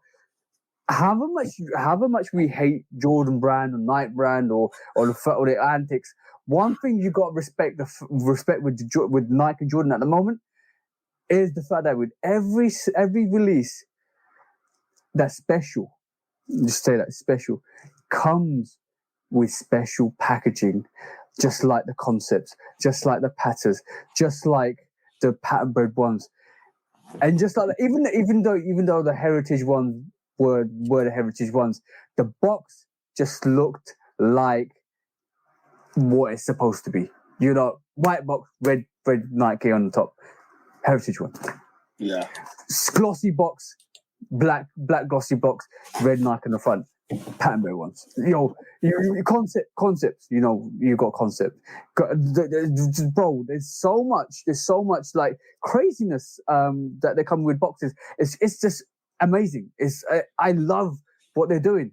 And the sneaker that shall not be mentioned, destroys all of them, box wise.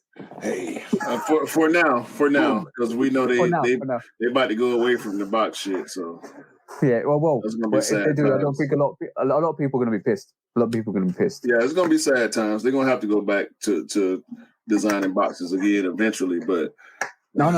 Seems like right now they're going with this whole brown box thing. I don't like it. Oh no, they're gonna give you a carry bag in the future, bro. Recyclable carry bag. Man, fuck that bag.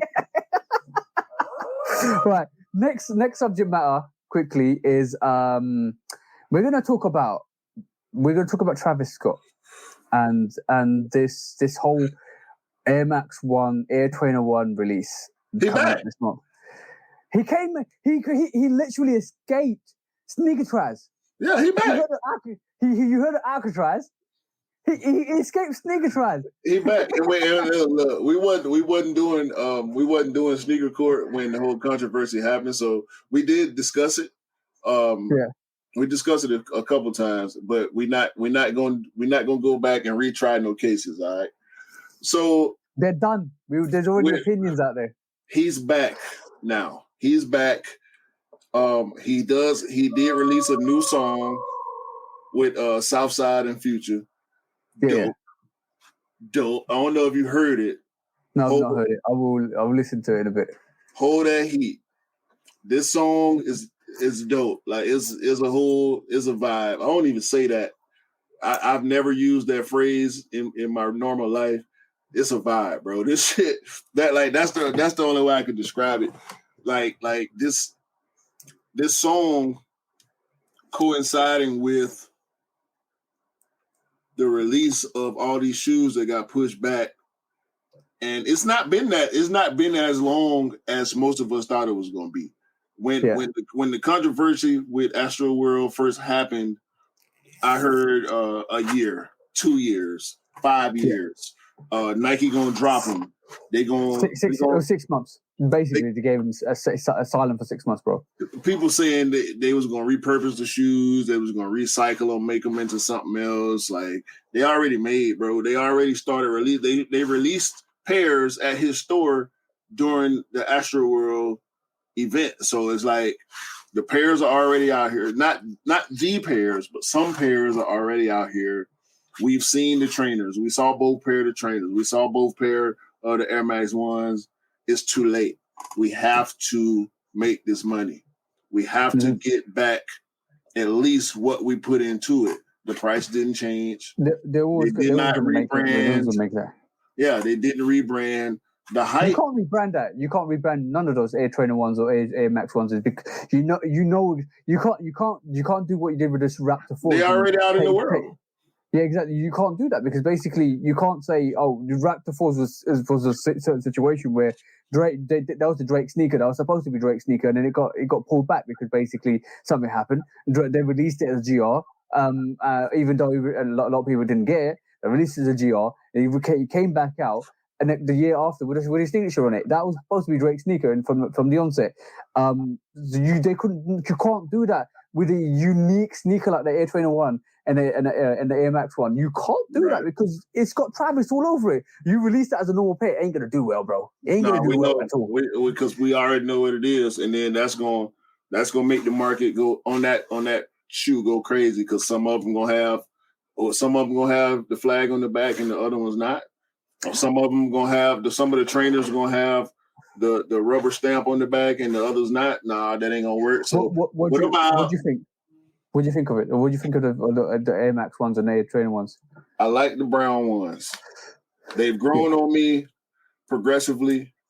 When he had on the sample that picture from however long ago, I feel like it was 5 years ago. We've been looking at that shoe for so long, right? when he first wore that sample pair, and then we started getting clearer pictures of it, I like it more and more. I don't like the fact that the air bubble is covered, but it's paint. Mhm. If you want to take that paint off, you can.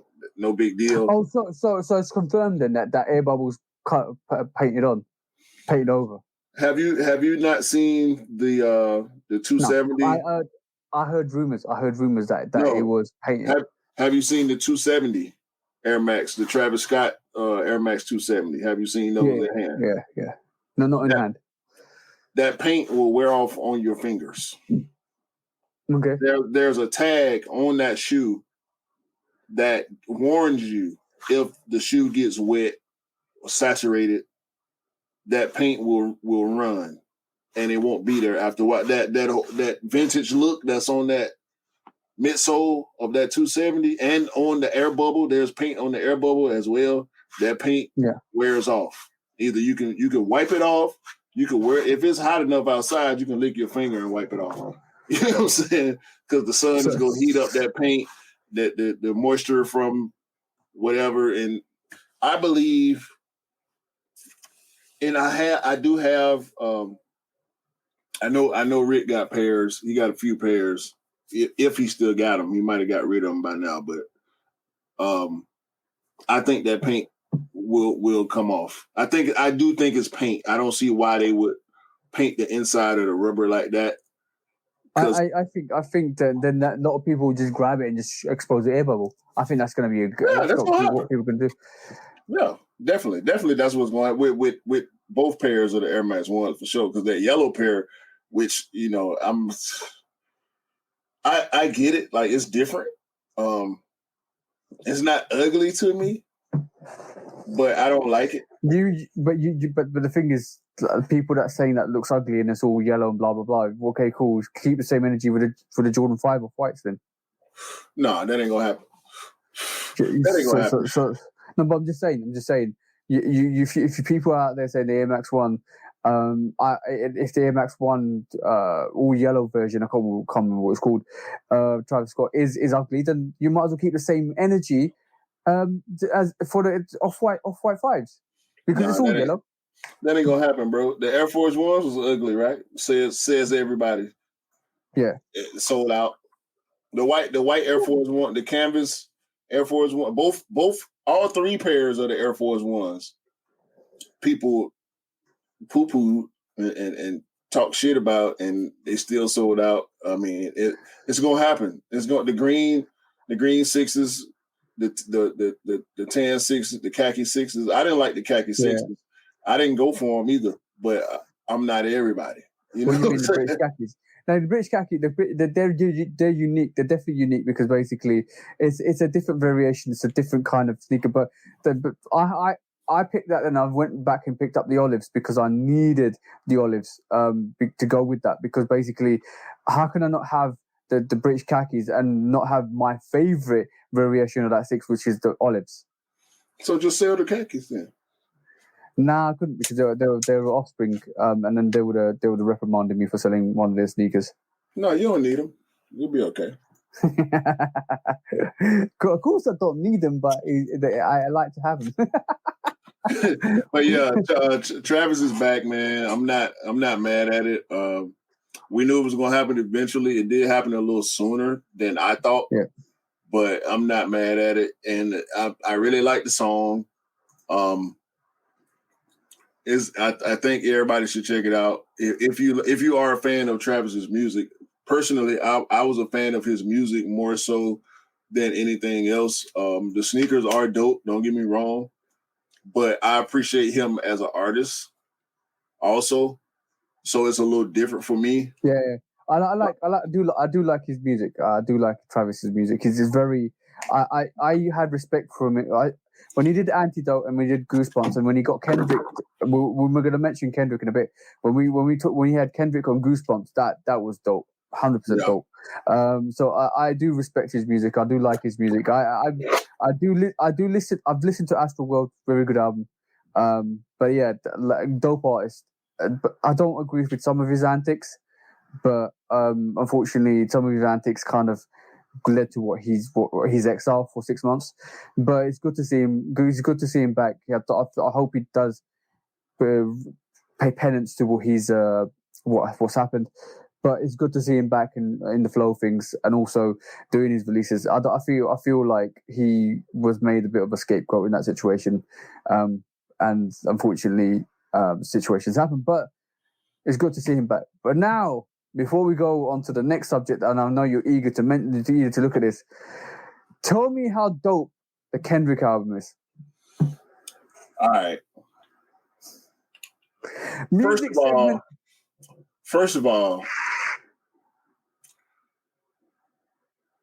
was there any doubt?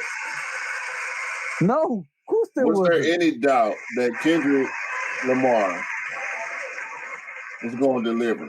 Like anybody that feel like, yo, I'm a bit annoyed because I'm a bit annoyed the fact that I'm gonna mention one thing about the Kendrick album. Kendrick always delivers. 4th platinum album coming. That is hands down without us saying. The philosophers will need to break that album down just like To Pimp a Butterfly because it's that complicated. That's every album. Every album, but even more so To Pimp a Butterfly and this album, Mr. Miranda, Big Steppers. Because, bro, I'm saying this, there is so many onions to peel with this album. Damn was the same way though, even though Damn was more simplified. Damn was more listenable. In a point where it had the poppy albums, it had the poppy beats like DNA. It had all the classics. Even To Pimp a Butterfly, it had Alright. And like you're thinking that this one is the same.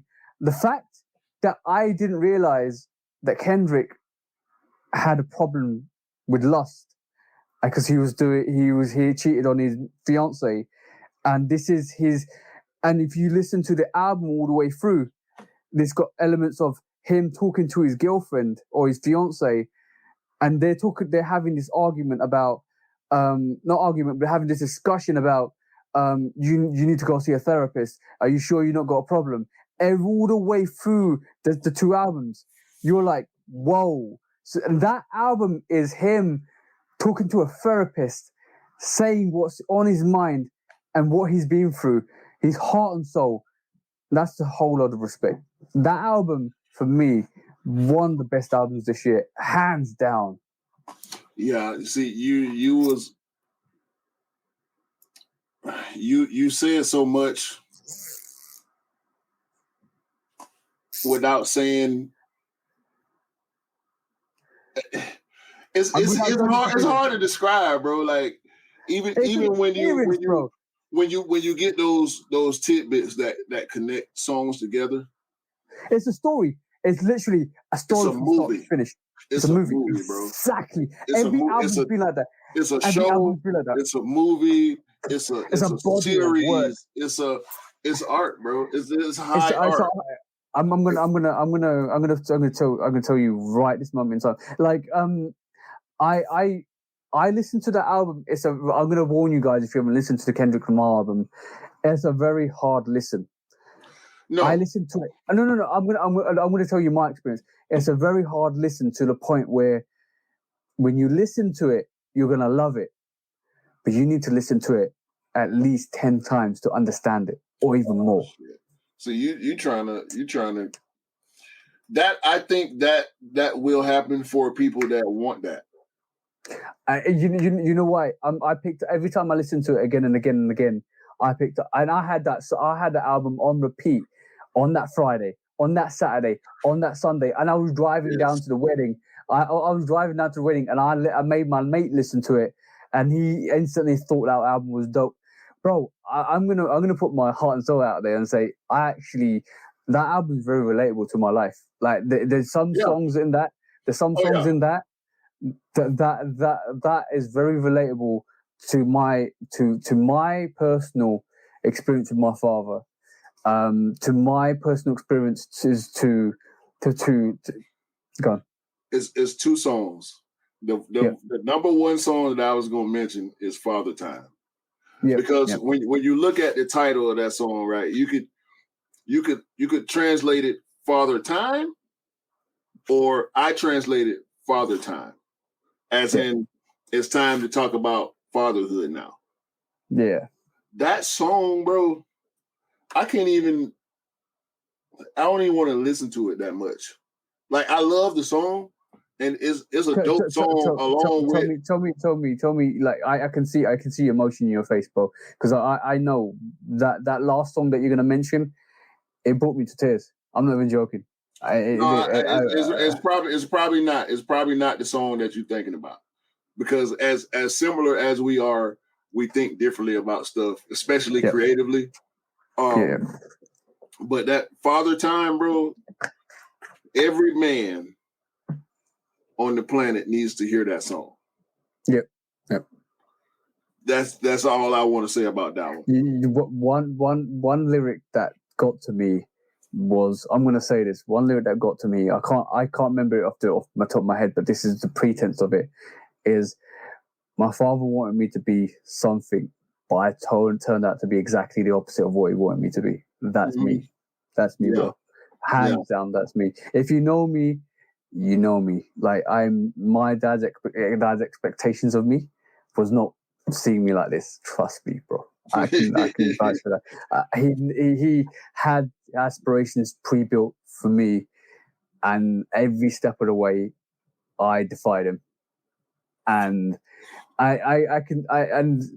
this is going a bit more in depth than I would like to, but I didn't have a relationship with my dad I didn't talk to my dad for at least 4 to 5 years of my life, that I had to move away from my home.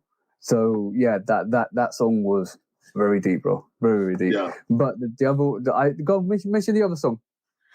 The second song for me, which is really the first song for me, like when I think about that album, this is the song that instantly pops in my head, is Count Me Out. Bro, that fucking song, bro. Like, listen, it's in my head right now. I just got through listening to it a couple hours ago. Like, that song, bro. Oh my God, that song and Rich Spirit are probably my two favorite songs on that album.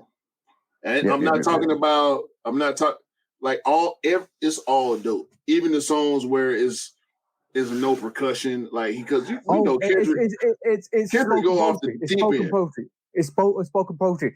But I'm like, just basically, I know we thought it was just a sneaker channel, but we have to mention the album of the decade. This is the album of the decade, hands down. If, like, I'm gonna say this album is gonna mature really well, and you'll be looking at this like The Pimp a Butterfly, and you'll be thinking, how the hell did I not like this from the onset if you didn't like it? Because, like, for me, the song that really got to me was not Mirror, but Mirror is a good song to conclude it, right? Because it's like, I could do everything you want me to do, but I have to look after myself.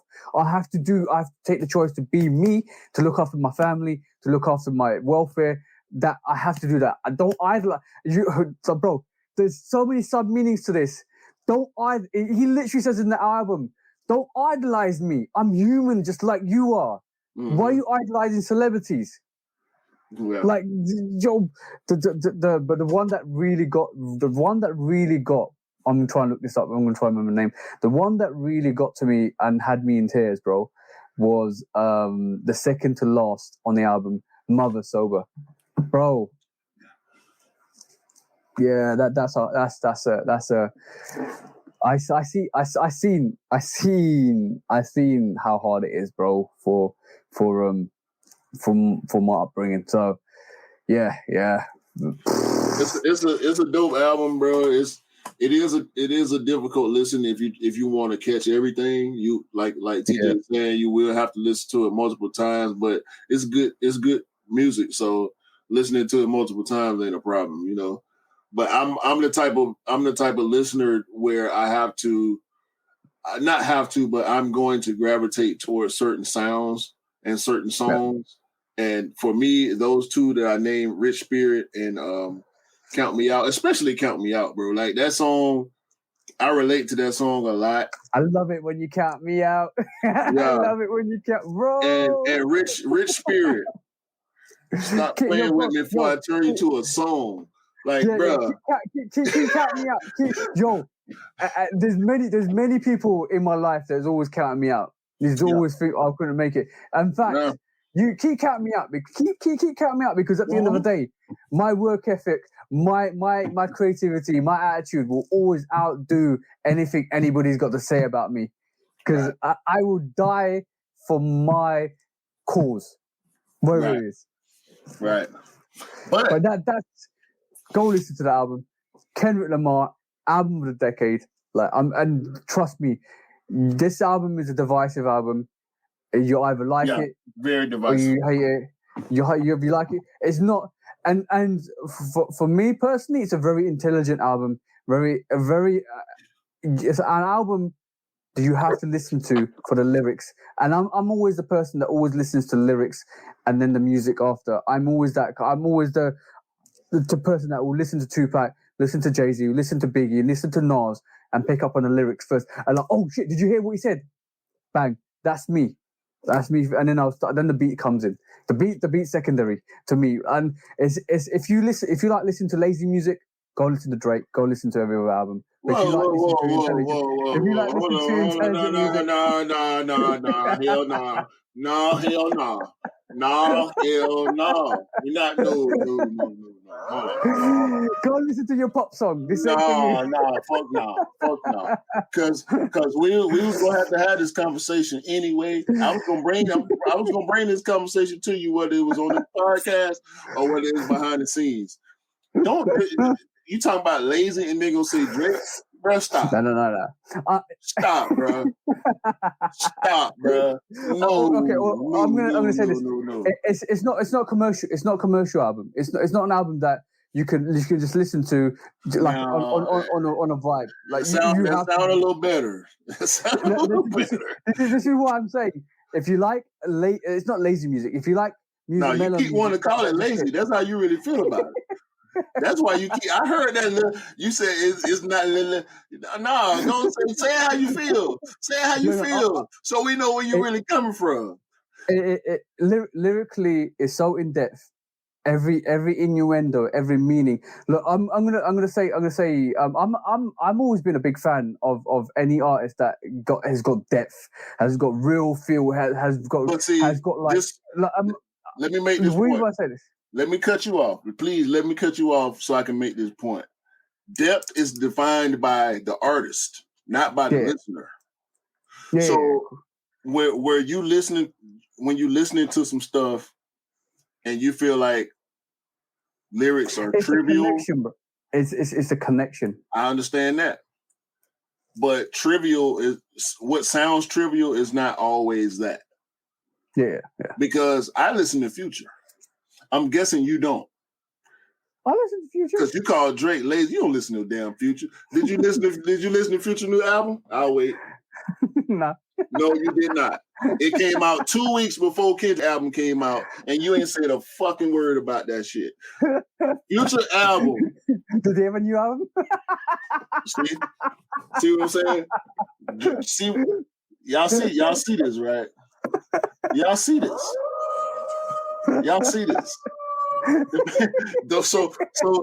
So look, let's not be so absolute about stuff, right?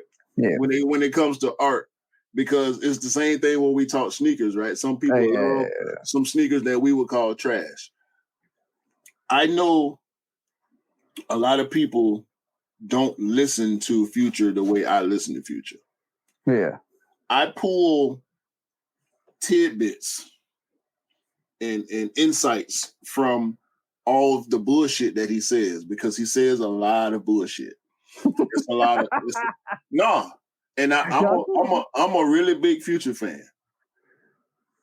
I love the music. I love his voice. I love his delivery. And then it gets to the lyrics. What is he saying? Because the music I'm a music person. I make beats and all that. Yeah. So the beat is gonna always be important for me because I love beats. The delivery is always gonna be important for me the cadence, meaning, you know, what you're doing on the beat. You're doing jumping jacks, we're doing backflips, we're doing somersaults, what we doing? Or we just walking? Are we running? Are we jogging on the beat? What we doing on the beat? And then the lyrics. Once I start to memorize lyrics, then I can start deciphering. I'm not a immediate, unless it's just there, like a diss. You know, when Drake say something, we can. That was a Kanye shot. First time you hear it, that was a Kanye shot. That was a Pusha T shot. You know what I'm saying?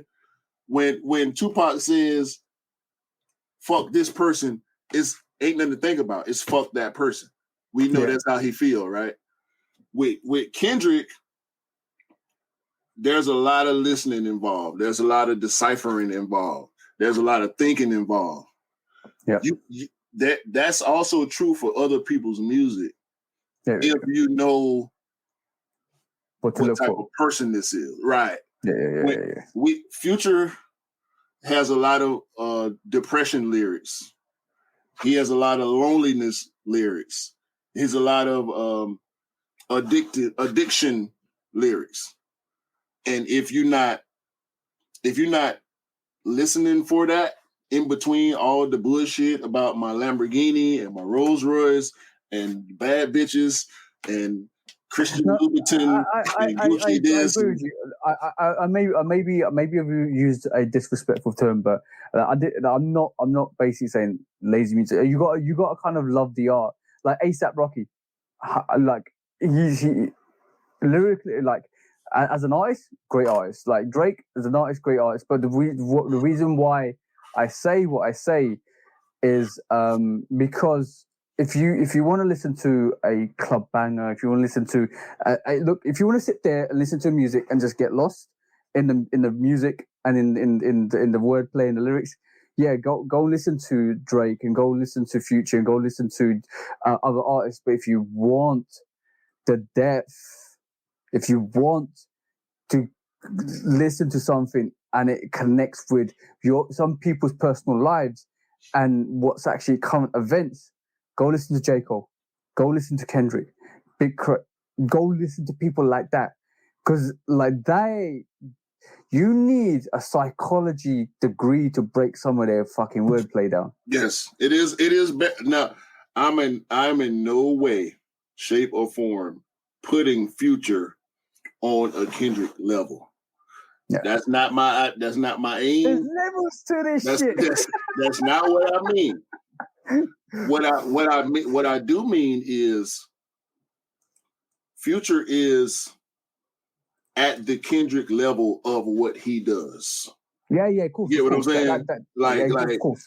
The three names you mentioned, J. Cole, Kendrick, Big Crit. Some people like to throw Sean in there, and some people throw Drake. Drake, to me, is in that category. Like, there's Kendrick, Cole, and Crit over here, right? Yeah. Over here, there's Drake and Future, the social Big Sean awareness. And Lil Baby.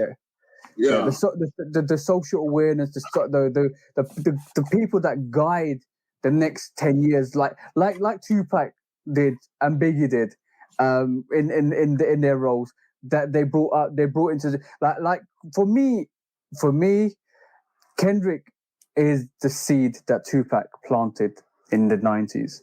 That motherfucker grew a tree. He didn't know. He didn't think he had that. That wasn't a seed he thought he planted. He thought he was planting a bush. This motherfucker planted the tree of life over here. Exactly. And the thing is, the most iconic thing to me is when Kendrick, after To Pimp a Butterfly, told the story of when they did the recording for California with Drake and Tupac. And his father realized, put him on his shoulders. They went and saw the recording.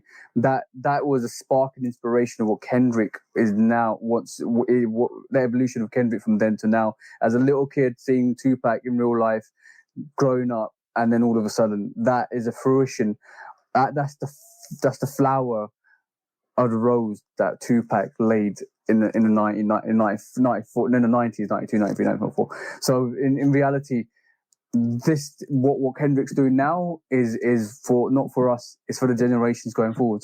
It's so much. It's not only Pac. It's PE, Public Enemy. It's a little bit of Dead Prez in there. It's some Nas. There's some Jay-Z in there. Exactly. Everyone.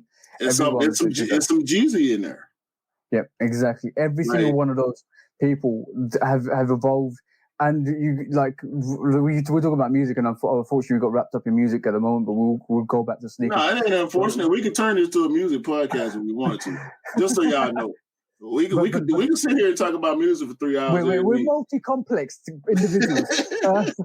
For me, the whole concept of that was when Kendrick says what he says, does what he does, the way he maneuvers. He does it. His body of work for every album is a story, like she said, a movie, a story. Good Kid, Mad City, Section 80, even the Damn album, the Section 80, bro. Section 80. Yeah. Oh my God, people, y'all don't understand. If y'all go listen to Section 80, cartoons and cereal, Reagan era, Keisha song, Rigor Mortis, bro. ADHD, Rigor Mortis. Rigor Mortis, man. You knew. Yeah, you knew. Bro, High Power is a dope song. But that is the emphasis of what Kendrick produces. Kendrick will not release an album unless he's happy with the production. And like, just to touch on the album, just before we go back to sneakers, just to touch on the album.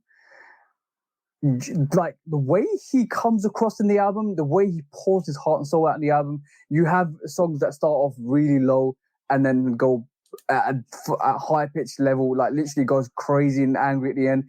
The way he comes in and he changes his flow from one bit to the other, and then like at one point he sounds like Baby Keem. Is in one of the songs. He's like, these niggas have me like, yo, bro, but like the fact that he takes the song, he can rap like your favorite artist, bro. No, Kendrick is your favorite artist. You don't even know it. No. He can do everything. Exactly. But if she's not your favorite artist, he'll rap for you like your favorite artist. You're like, woo. He can do everything. It's just. Bro. I know we got lost in the sauce because the Kendrick album deserves at least 2 hours of our time to break each song down. Future album too. I never liked Future. But good music always deserves shine. Good music always deserves thing. But for me, like that album touched me to my soul. That album totally touched me to my soul. Yeah, it's there. It's definitely there. Definitely. One thing I say is we only get in our generation, we only get one, well, maybe more, but like in terms of what we have with Tupac and stuff like that. But we only get a couple of people in our lifetime that will actually fight for our justice and fight for our rights and fight for social awareness. You're seeing Kendrick do that for you. Kendrick he's the epitome. He does so much great. Pretty much everything great, but then his artistry, his level of artistry is also like there are rappers that can wrap circles around majority of everybody that's rapping, right? Then there are people that make like Future that just make good songs. It sounds good. Kendrick is the rapidy rapper with the guy that makes great songs combined. You know what I'm saying? So it's everything for me. And he's not the only one, but he is currently he's elite level. One. Elite level. He's the elite level. And the thing. If you want to know, if you want to know why we so hyped with Kendrick, I'll tell you one thing. Due to his body of work prior, right? Everybody was trying to break down the album without hearing one song. That's how deep it is. Yeah, that's gonna happen. That's gonna always happen with big artists. He don't need hype. His name gives you the hype. Right. 100%. Okay, back to sneakers. We got lost in the sauce. Back to sneakers. So yeah, I'm just rephrasing it. No. So okay, cool. So next subject matter was what you want to look at, and this is quite an interesting one. This is the concept discussion. If you remember rightly. So as you can see on the screen, this is the Prada concept. I think it's fake, bro. I've come to the conclusion. I think this is a giant troll, but we're gonna talk about it anyway. Because in trying to research this, I could not find it anywhere. Okay. So I think this is a concept that somebody created and they posted it to their personal platform, maybe, or gave it to somebody to post just because it's interesting. But this is where we are in high fashion. Like these motherfuckers, they think they can do whatever they want to do. And somebody's gonna make this. Somebody is gonna make this bullshit. Okay. And it might not look exactly like this, but it wouldn't surprise me if somebody did make this shoe just like this and sell it for $1,000. So what's the difference between that Prada shoe and the Bellman shoe? Exactly. Somebody is gonna make this bullshit. It's already done, bro. This is £750. This you can get the bell. This is the black leather B bold sneaker, Bellman sneaker, and there's this one. So I'm gonna stop sharing that, and then there's let me just share this quickly. If you're watching this on if you listen to this, go and check the YouTube app for the visuals. But there's this one as well, which is another Bellman, and this one is the slide, the oval slide. So and this is, I don't know how much this is, because this was shown on the Paris Fashion Week summer selection or spring summer collection 2022. So that's another one. And last but not least is one we've been seeing all over Instagram at this moment in time, and people have been wearing it, people have been rocking it, and people have been kind of like intrigued by this. And this is the Bellman. I can't remember what the name of this is, but it's like the Kangaroo Jacks. Garbage. Right. So basically, it's all garbage. Listen, and Balmain, we ain't really talking about Balmain, Balmain. However you want to pronounce it, bro, this is garbage. And this shit like this is the reason why we got this crazy ass product concept, because this shoe is actually in production, is in warehouse or store or wherever the fuck. I ain't buying none of that Balmain bullshit. The jeans, the clothes, I'm good on all that shit. Okay, now I'm gonna throw a spanner in the works, right? I'm gonna throw a spanner in the works. What do you think of? You just said that about the Bellmans, right? Or the Bellmans or whatever it is. Now, what do you think of this? Let me just pull this up on screen. Did I actually open this? Doesn't seem like I have. Hold on 2 seconds. Sorry, guys. So what do you think of the? I'm going to say the name. What do you think of the Air Max Scorpion? I saw that. I don't think I'm going to pull it up on screen. I didn't pay it too much attention. I'm going to pull it up now. 2 seconds. Just give me 2 seconds. I for some reason my tab closed. So this sneaker is now this was actually introduced in the Sneakers Live this week on to the UK and the US. This is it. So now I'm gonna get your opinion, and I'm gonna give you mine. So like this is what was shown in the Sneakers Live in last week, and this is like the Air Max Scorpion releasing later this year in probably full time. So what is your opinion on that? Call me what you want. I don't think that's bad. Okay. It's a Vapor Max with a raft on the bottom. It's nowhere near as bad as any of this high fashion bullshit that we see nowadays. It's not as bad as a Yeezy. I would think this is real ISPA. By the way, this is a sole. Yeah, that's retarded. That's crazy looking. They've got pressure points at the heel and the toe, which basically means that's where the most wear is going to happen. It's a Vapor Max. It's like a super duper Vapor Max. Yeah, and it does actually look like in hand. Look at that midsole. It's got like double air, top air units and bottom air units. So that's the in-depth look into it. But I'm gonna say one thing. Go. You finish what you're saying, and I'll say one thing. No, I'm gonna go for these. I'm intrigued. I'm intrigued because I'm gonna be honest. The Bellman, the Prada, the Air Max Scorpion, whatever's real, whatever's not real. I think we need something that at the moment all we're getting is Air Max ones, Jordans, or the same thing, different colorways, and like I feel people out there are trying to push boundaries and revolutionize different ideas, and I'm up for it. I don't think the Bauman's is trash, as you say. It's unique. It's unique. What? I think it's unique. I don't think it's trash. I think it's not for me. Definitely not for me. No. Not for you. No. But you got to get some now. No. I'm not gonna pay £750 for a bloody designer sneaker, bro. I don't love them. I think it's unique. It's interesting. I'm always good. I'm always up for design, different aspects.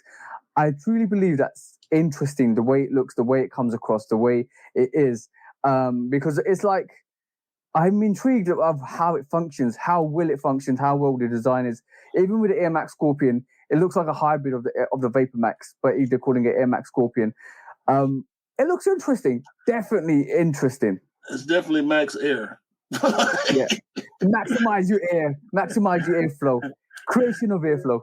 It's definitely Max Air. But I'm intrigued to see where the next, like we got the 270s that was semi hyped and it went away. Same as the what do you call it, Vapor Max. So I'm interested to see what the next phase is. I want to see what the next thing is, what the next revolutionary thing is. We had Air Maxes we're still living with the 87, 90s. Jordans we're still living with the 80s. Like we have as a nation of sneakerheads, we've not really evolved from the 80s and 90s. We have. It's subtle things, but not massively. It's one of those casual versus collector things, because like I say often, I've said, I think at least the past couple weeks in a row, the casual sneakerhead rules. Mm-hmm. So the Air Max 2022, I don't like that shoe, but I see people wearing it all the time, every day. Yeah. You can't really go anywhere and not see somebody wearing that shoe. Majority of the stuff that's not hyped, majority of the stuff that we keep off our radar is being bought on a daily basis, is being rocked on a regular basis. People buying multiple colorways of the same silhouette, new silhouettes that they like, that are good. Yeah, they're not necessarily what we want, because we all want what we want, right? As sneakerheads, as a sneaker community, we know certain stuff we're gonna gravitate towards in general. We used to certain stuff. And that's what I say. But this is why I say the Air Max Scorpion, even the Prada design not real. It looks unique. The Bellman looks unique. I'm just interested to see how it functions. I think it's unique. I'm not like I want to get it. I just want to know how it functions, how it operates, how it maneuvers, how comfortable it is. No. I just don't like I want it, bro. You want that shit, bro. You want them damn Balmains, man. Balmain, Bowman, Bellman, whatever. You want them shit, bro. I want to see how it evolves in the next couple of years. I think we're hopefully we're on the verge of some sort of sneaker revolution where somebody like when Yeezy came through and did the 350s and the 700s and the Yeezy range. I want something fresh. I'm not like I'm looking for it, but I want somebody to come in and give us something fresh, like a new silhouette that kicks off. And you're like, yo, that's dope. Like, I want something. I'm looking for something. Like, I'm not that I'm productively seeking it. I just want somebody to come in and just say, look at this. And Zion you're like, 2s, man. yeah, exactly. Zion 2s is a new model. That's why I like them. But Zion 2s has different resemblances for different silhouettes all combined in one. But it's still good. It's still really, really good. But I want a brand new company to start off and literally come in and say, this is what we got. And how do you like it? I ain't rolling with new companies, man. I like old companies. Grumpy old sneakerhead. I like companies that started in 1973 in particular. You know. But no, it's definitely. I mean, Nike been doing this. We was talking last week. We was talking about like the Mars Yards and like the ISPAs when they did the split toe thing, make them look like ninja shoes and all that kind of. Anytime you see ISPA, you know you're gonna get something crazy. Half the time when we get collabs, it's crazy. You know, Sakai like to do crazy stuff, so I think it's only a matter of time before this. I mean, because this is a style that double, triple sole style of shoe is going to continue. It's not going away. It's successful. It's going to continue. So it's only a matter of time before we start seeing further out stuff. And some of it hopefully will be dope. Hopefully more of it will be dope than is not. So I'll be interested to see what next 5 years or 6 years or 10 years is going to be about. But we're on back to fact of the day. So fact of the day. Okay, cool. So fact of the day number 1 was the last fact of the day for this episode was, do you know when the first sneaker was made?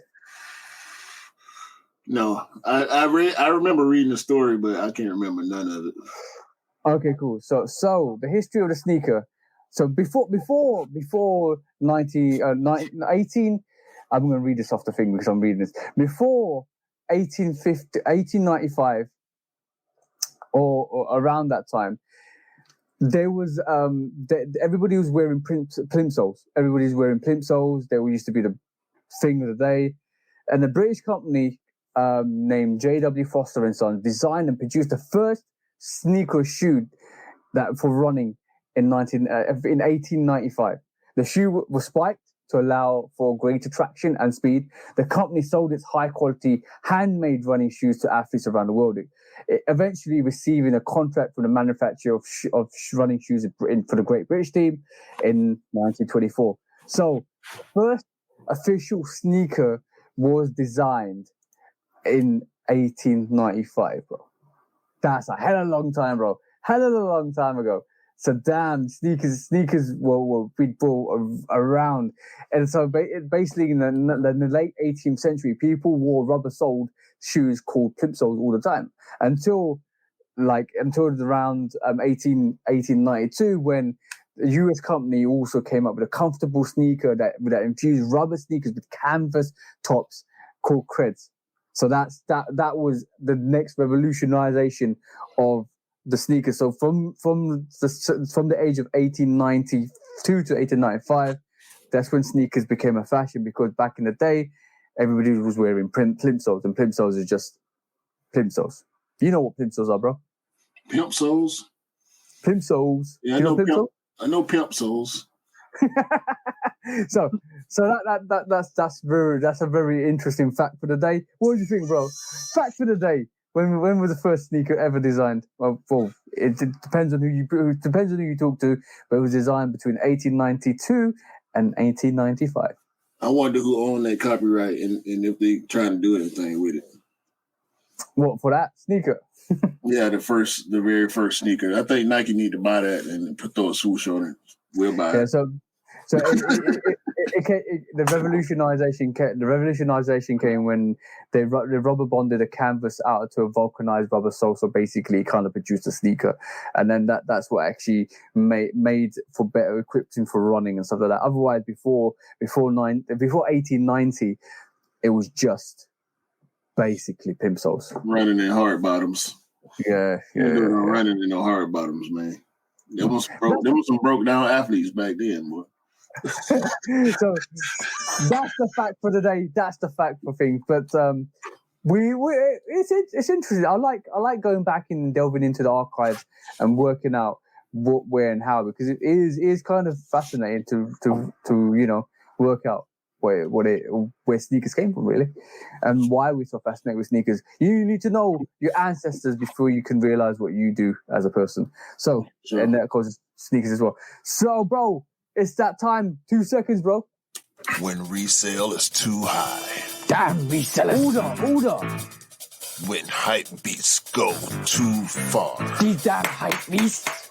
Order in the court. Order. When the back door opens. Guilty. It's time for order in the court. The sneaker court of public Guilty. Opinion.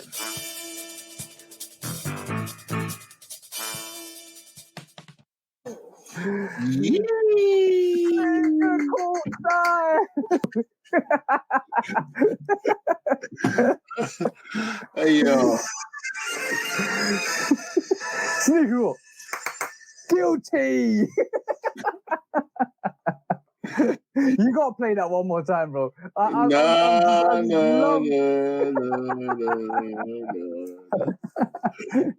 No. We can't give him too much. We can't give him too much of the sauce, man. We gotta keep some of that sauce, man. Hit rewind and watch the intro again if you like it. All right? That was a good intro. So what court case are we bringing to the court of public opinion? We judge public opinion today, bro. First of all, I want to bring all these European stores, if not the entire European and the United Kingdom governments. I need Parliament to come to the stand, all right? Because I'm trying to figure out, and I just can't figure out why or how is it that in the U.S. we can go on y'all website. Wait a minute. I just had it. God damn it. We can go on y'all websites and we can buy clothes. We can buy hats. We can buy socks. But we cannot buy sneakers. Oh, you're fact shaming offspring, bro. Order. Listen, I ain't got nothing to. I know how offspring operate a little differently over there. With the way they kind of gatekeep a little bit. I guess I can say they kind of gatekeep a little bit. They try to do their best to protect the culture and protect the community. That's the good kind of gatekeeping. So I want to say I do want to give Offspring a shout out for that, because they despise reselling, and they'll cut you off if you get caught reselling, like you just mentioned a little earlier. Yeah. However, me being in the U.S., sometimes I don't have as much access as y'all have, and I think it's not fair. I think it's not fair that because a sneaker sells out in the U.S. and does not sell out in the U.K. or in Europe or Germany or Sweden, where some of these other stores are located, we cannot in the U.S. have access to this stuff. And I get it, because we know resale is a problem. We know resellers will pay the fees and the duties and the currency exchange of it all, right? But I'm trying to buy shit to put on my feet. and I can't. This is a screenshot from my phone. The other day when I tried to cop the Clot Jordan 5 low. And as y'all can see, I couldn't go through with the purchase because country restrictions apply. This product is only available to be delivered in, wait for it, Austria, Belgium, Bulgaria, Croatia, Cyprus, Czech Republic, Denmark, Estonia, Finland, France, Germany, Hungary, Ireland, North Ireland, Italy, and the list goes on and on. The United States is not on this list. It's a bunch of bullshit. Order. It's a bunch of no. It's a bunch of bullshit, bro. I don't like it. I'm not gonna stand for it. I ain't got no choice, but I'm not gonna stand for it. Right? The fact that you said I'm not gonna stand for it, I ain't got no choice. Right, cool. I'm sick of it, bro. I'm gonna twist the script like I'm twisting the gavel. So you twist the script like I'm twisting that gavel. So why should Offspring send you something when Amamania, Union, even most of the foot sites in the States don't ship to the UK? That's not our fault. That's y'all's fault. Order. I'm making That's y'all's fault. Here. It's y'all's fault. How is it our fault? Because y'all been selling to us. So keep selling to us. They're making the playground fair, bro. No. I might have to throw this case out the window, bro. No. You know what? I really do think. I think it's more political than anything. Yeah. I don't think it's fair that y'all can't buy from us, and we can't buy from you. Can you buy clothing? No. We can buy certain clothing. I can't go into Foot Locker US and buy anything. I can't go into DTLR or Snipes or anything like that. It's like doing raffles for the MMA Union, all of that. They don't ship, or like they. I think they used to, but they don't ship now to the UK. You can't put raffles in nothing, bro. Like literally, because y'all stopped shipping to us, so we gotta stop shipping to y'all. I don't. It's only fair. I don't know whether Union ever did it or MMA ever did it. Never put a raffle in with them, but well, maybe they did because the MMA threes came from MMA. So yeah, so in retrospect, yeah, something's in the air. I think personally, it's a trade agreement between they're gonna renegotiating a trade agreement between the UK and US, and that could be something that's taking its time and stopping any trades between the two. But legitimately, you can't order stuff from Foot Locker UK or Europe. We can't order stuff from the US, and I think it's more heavily weighed the other way, where we can't do anything from your states. But now recently it's changed so that you can't order from Europe or UK. It's bullshit. It is bullshit. It's bullshit. On that, guilty. Make sure we get the pairs worldwide. Whoever the foot sites, whoever the people are. Nike should be making sure everybody gets the right pairs for the right person. Doesn't matter what state, doesn't matter what rented land you live on, because nature Earth will take it away from you in a second. This is not our land. This is the land of the Earth. So make sure trading's universal. So hey, y'all make sure that happens. Y'all get so much stuff, bro, that we can't get. I mean, it's sold out over here, and then I talk to you, and you like, bro, they massively sitting. Like, what the fuck, man? Get the fuck out of here, bro.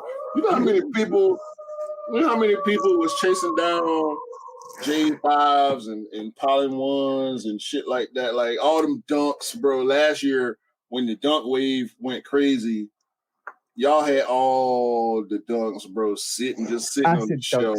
Acid dunks for sitting, everything collecting dust, bro. Lows, highs, not SBs. SBs don't ever sit anywhere.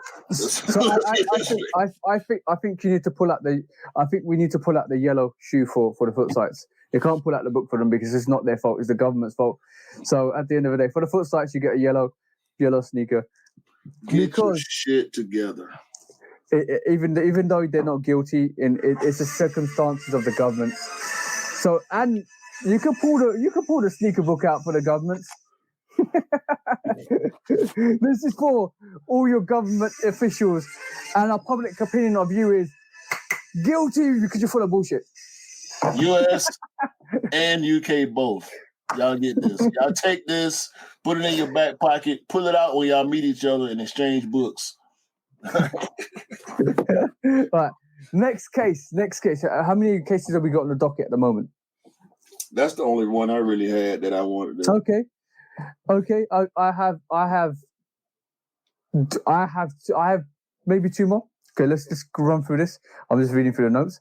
Right. Sneaker news. Guilty. All right, cool. This is one of the cases. I know everybody says I should be independent, but I'm the judge of public opinion, and my public opinion is that Nike need to give us these fucking Air trainers. What trainers? What you talking about? Yo, bro, how come we never got the Air Trainer SC High? We ain't got none of those Bo Jacksons. Because y'all don't like American football. But I want them. Okay. So, come on, bro. What do you think will be the outcome from SC High trainer release? What in the UK? Yeah.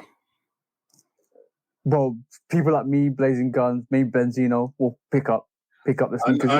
I know you and Benzino. Definitely Benzino, because I know Benzino wanted the Griffies. Because y'all didn't. I don't think y'all got those either. Exactly. Give us the sneakers that we want.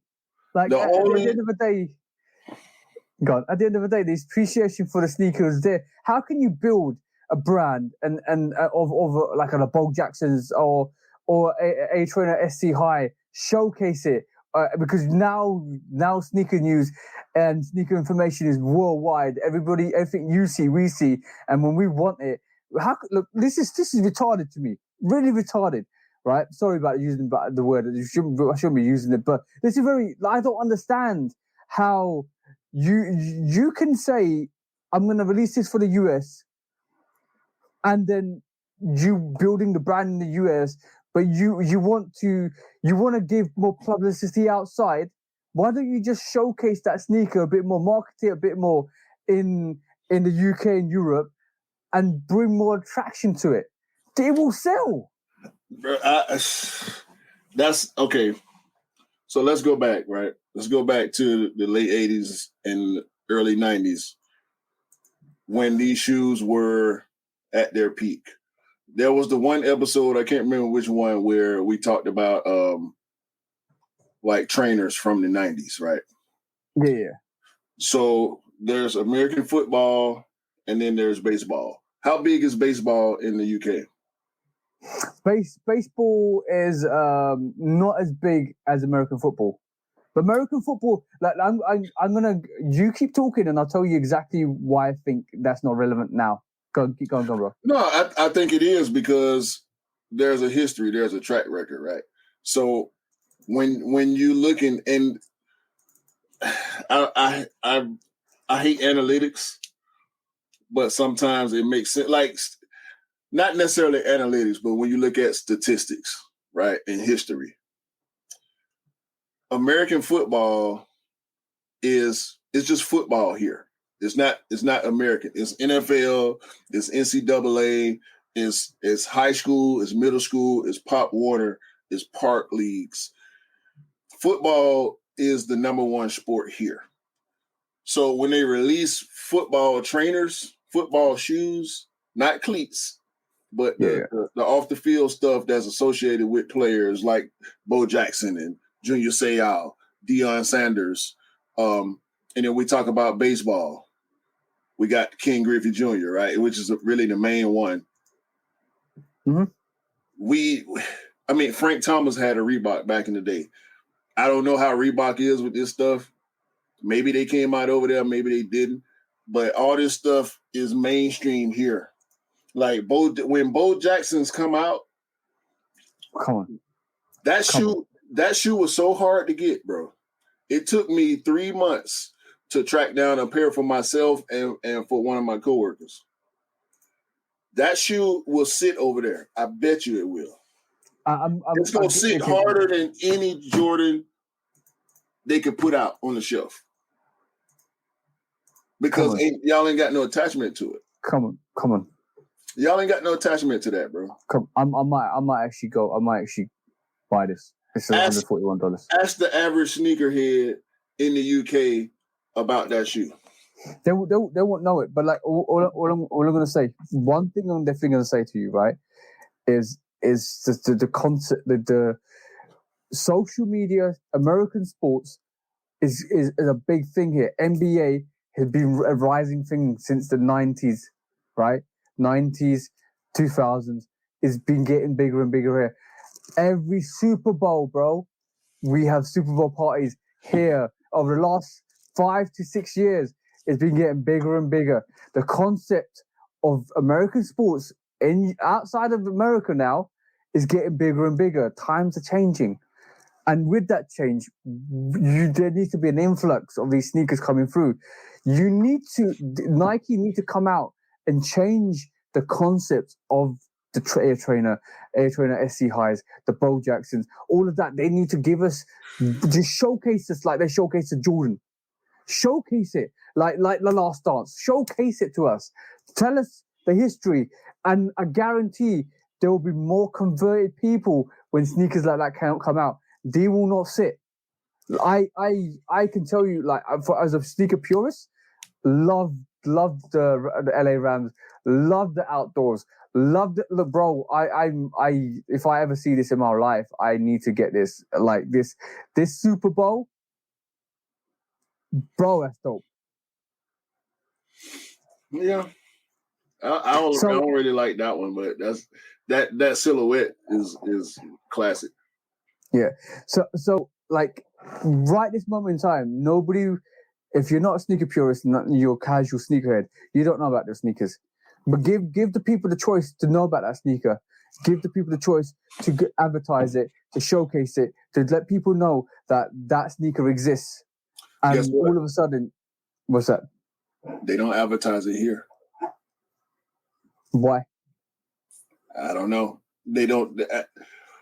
To be honest with you, I'm kind of glad they don't, because they fly a little bit below the sneakerhead radar.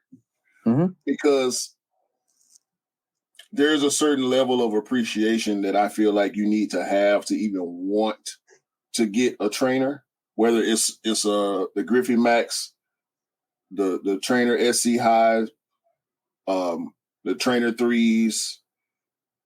You got to have a certain appreciation, whether it be from nostalgia or just from a style standpoint. Now, when you look at the shoe, it's undeniable. Like, it's just a dope ass shoe. Like, it's an OG. It's from the beginning of the visible air bubble era. You know what I'm saying? It's from the late 80s, early 90s. It was attached to a household name. If you had any football fans in your house, and even casual people, like the commercials, the Bo Nose commercials, legendary shit, man. But they don't advertise them here. They come out. We see them on sneaker media, like we're looking at them now. They fly under the radar. If you see them, you better get them. If you don't, you won't see them no more. They barely restock. Like they when you see them, you have to go in. And I saw this past week, there was the Bo Jackson, the Royals colorway. We know he played baseball for the Kansas City Royals. There's a white, light blue, and dark blue pair of Trainer SC Highs. Bruh. Pull them up, bro. Pull them up. I literally, as we speak, I just put a bid in for the outdoors. Trying to see if I can get them. Look at this shit. Look at this gloriousness here. This is gloriousness right here. Look at that. That is dope. shit right That's there, dope. bro. These released. This shoe released at one store online. It's over. By the time that link was maybe 3 minutes old when I clicked on it, done. 3 minutes. But by the way, the back tab looks like you know what Nike at the back? It looks like a Hirachi at the back. Where do you think the Hirachi came from? I know. I'm just saying. The Hirachi is a trainer. Yeah. Bo Jackson wore the Hirachis. That was the first shoe that he wore. So we were calling Bo Jackson. We were calling Hirachis Bo Jacksons before we knew they were called Hirachis. You see him on the commercial. This Bo knows he making moves and he all glistening and shit. Football training, blah blah blah, whatever. And bruh, you like that, huh? You like that? Already seeing this, bro. Already seeing this. This is an OG colorway, the Auburn colorway. Bo Jackson went to college at Auburn University. This colorway also released out of nowhere. I mean, the blue. Ask me if I got a pair. Did you get a pair? Hell no. They was gone. They was gone, bro. So like to be honest with you, I understand your standpoint 100%, and I want to be madder about it. I would probably be as mad as you are, but these shit's hard to get over here too, and they don't advertise them. They're not coming out on sneakers, bro. If they do, it's a place filler. It's to okay, we having a slow week, only 2 sneakers releasing this week. Let's throw the Bulls up there. Let's throw the Royals up there. Let's throw the LA Rams. I can't even remember if the LA Rams, I don't think they released on sneakers either. They did release on Nike. Just like these Auburns and those Royal colorways. Hopefully they bring back the OG black and gray colorway of the Bulls. Yeah. The OG had the 34 on the back, by the way, which was, I mean, goddamn. Like, bruh, it's tough. It's tough. So on that note, we're going to say this. Guilty! Release those Air Trainers properly. Because everybody deserves to get the Air Trainers they want. Yes. It was. Okay. I have to wait a minute. I have to do this. Where is it? Now I can't find it. You know the OGs, right? Go ahead, Joss. Wait a minute. I'm trying to find the right picture because. But I just want them to release the sneakers, bro. I just want to release the sneakers in the UK or Europe and let everybody that wants them pick a pair up. Or worst case, just set a pre-order up. If people want them, they'll pick them up. Bro. Sheesh. Bro. This is glory. Glory made of leather and rubber. This is what. So look, size 11, brand new, $675. Fuck that, bro. Yeah, man. These the ones. Some Jordans. They're more limited than some Jordans. Oh yeah. Because I'm telling you, bro, when they pop up, they disappear so quick. And like people like me that are from that era where these originally came out, this was talking about Nike, bro. Like, it's interesting. You don't need to be hyped to be heat. Don't need to be hyped to sell out. Oh hell no. Exactly. More of the story. But this is hype. It's not top tier hype. It's levels. Exactly. But it doesn't need to be trashy hype. It doesn't need to be, oh, look what's coming out. Come and do all this, jump through circles to get this sneaker. It's just a sneaker that's heat, absolute heat, not super hype, releases, sells out. Right. And we I can't remember when it was. I think it was last week we mentioned the medicine ball colorway because we were talking about 312s. 312s, yeah, 312s. Yeah, that medicine ball trainer. Yo, bro. That's a different level, bro. Yeah. Yeah. And when we look at colorway, I mean, look. There you go. There you go. That's your jam right there. You know what I'm saying? That's the Like, sneaker that's sitting. look at these. That's the sneaker that's sitting. That's the sneaker that's selling. That's sitting at the moment. The sneakers are sitting at the moment. Yeah. That's ridiculous. And on that note,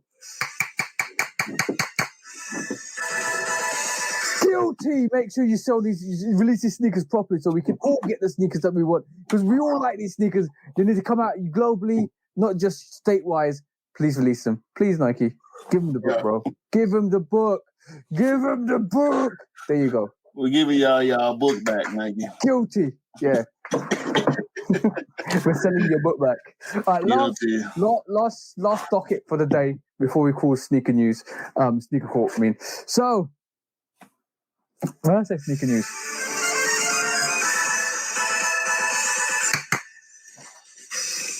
next court case is on public opinion is these resellers spiking up the prices, making some foo-foo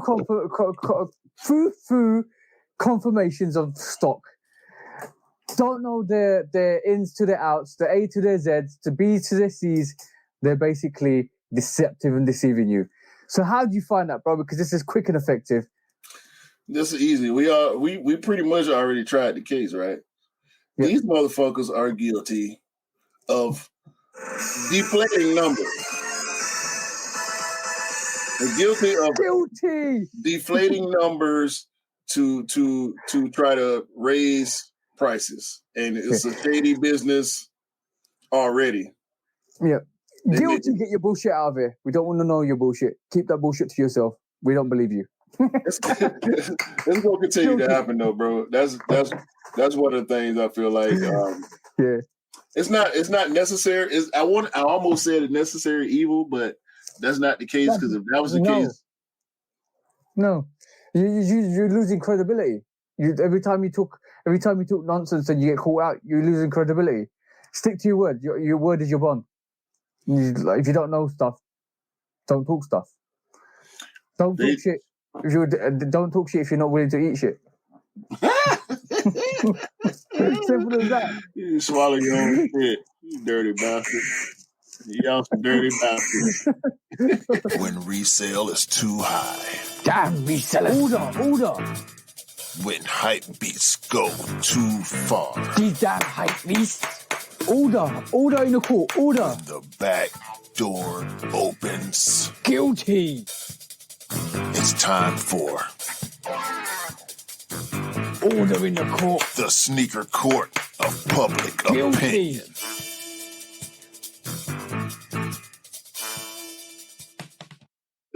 Well, that was this week's sneaker news. I still got some wig bits on my head. Wig bits. The wig bits is shedding, bro. Wig bits is shedding. Hold on, man. You gotta get the wig manicured, bro. We can't have the wig shedding live on the podcast, man. We can't do that. We professional. We professionals over here, man. That was. I'm enjoying this segment. It's gonna. I think it's gonna be popular going forward as well. This is great. But before we finish the shoot up podcast, we're coming up to 3.5 hours. Before we finish it, there's two things we need to quickly discuss. One fact of the day, and then we'll do our lose, choose, or dump, and that will be it. So last fact today, I was actually going to be talking about sneaker terms and bullshit, and one of the things was reselling and resellers, but we'll basically deal with that next week. But today, the other fact of the day, and we could do a what if situation. Maybe we just add that in quickly. So fact of the day is another fact of the day. Do you know why Nike has orange boxes? The OG boxes were always orange boxes. Do you know the reason why? I do not. Okay, so Phil Knight was basically organizing his sales, and he found that orange boxes would stick out more than every other box because every other box didn't have color. So basically, designing an orange box meant it draws the attraction to the box. You're intrigued to see what's inside because it's very colorful. So when you had shelves, you had all the boxes, and then you had Nike's orange box there. It drew everybody to that box. They're like, okay, what's this? Marketing 101. What's this? You go in, you check it, you look at it. Oh, I like this, and you walk away with it. It beat the competition for what it was doing. So that's why Nike did orange boxes from the onset. So that was another fact for the day, bro. That's 3 facts a day. It worked. That's dope. It worked. Very dope. It worked. It worked. It still works on me. Exactly. I see an orange box, I got to open it. Yeah, exactly. And your bro, Cam loves orange. That's the reason why. Cam told Phil to make all the boxes orange. Yes, before he born. Okay, so another quick thing we're gonna move on to is I'm not gonna do that. No terms of bullshit. So, what if situation?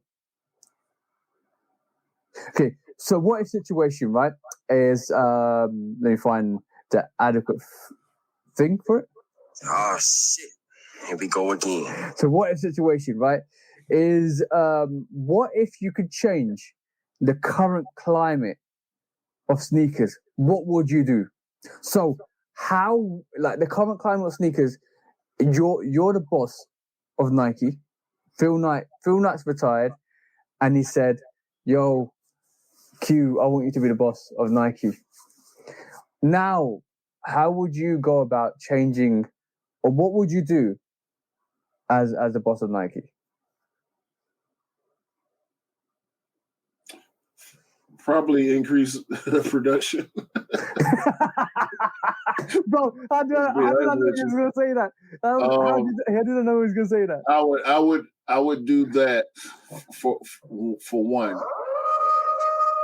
I would also, and this is just speaking from personal feelings. I would want to reattach the athletes to their lines. Like I would try to. We know certain athletes. The relationship between them and the brand that they endorse didn't end well.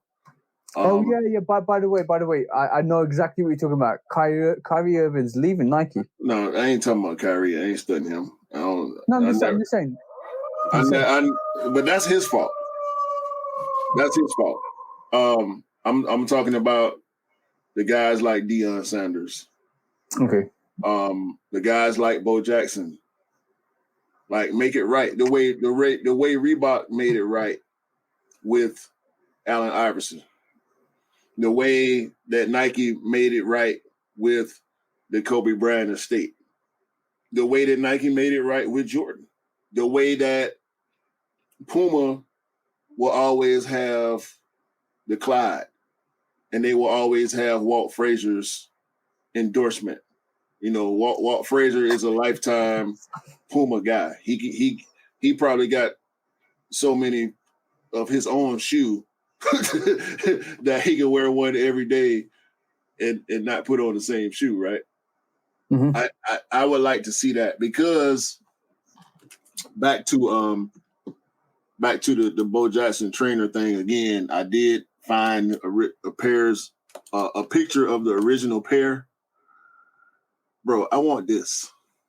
Ooh, bro, that's a different level, bro. I want this.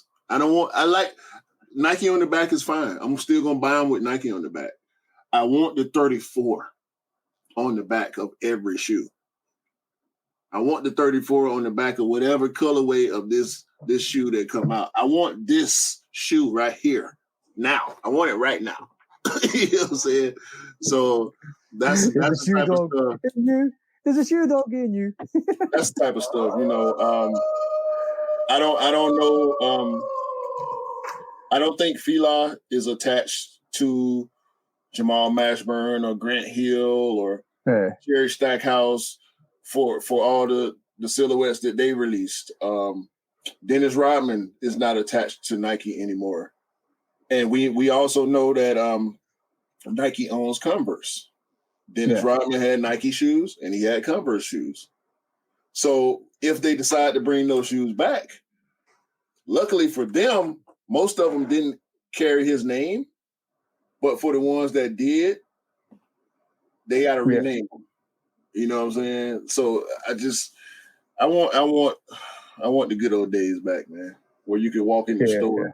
You can walk in the store, look at the shoe on the shelf.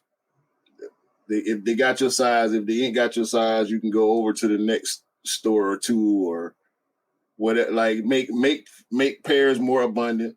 I'm not saying release the floodgates, but we can get some more because people gonna buy them. We're gonna buy them.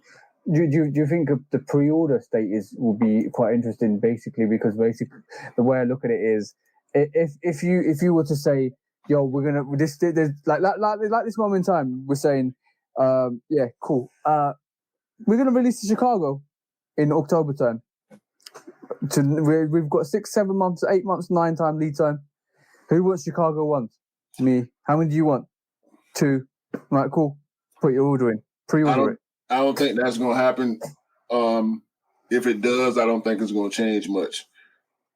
For one, people are still going to use the same methods that they use now on first come, first serve and raffles. People you can create an email in 2 minutes. People got multiple emails. You can save passwords so you don't have to remember passwords. You can make all your passwords the exact same thing, and you can open multiple accounts. People got multiple phones that they use. Yeah, but the only difference is like if all of listen to this. If all of us were able to pre-order Chicago, right? Like say you got Chicago, I got Chicago, everybody got Chicago, and then like literally you took a double up as well. Nike app told you how many pairs you want.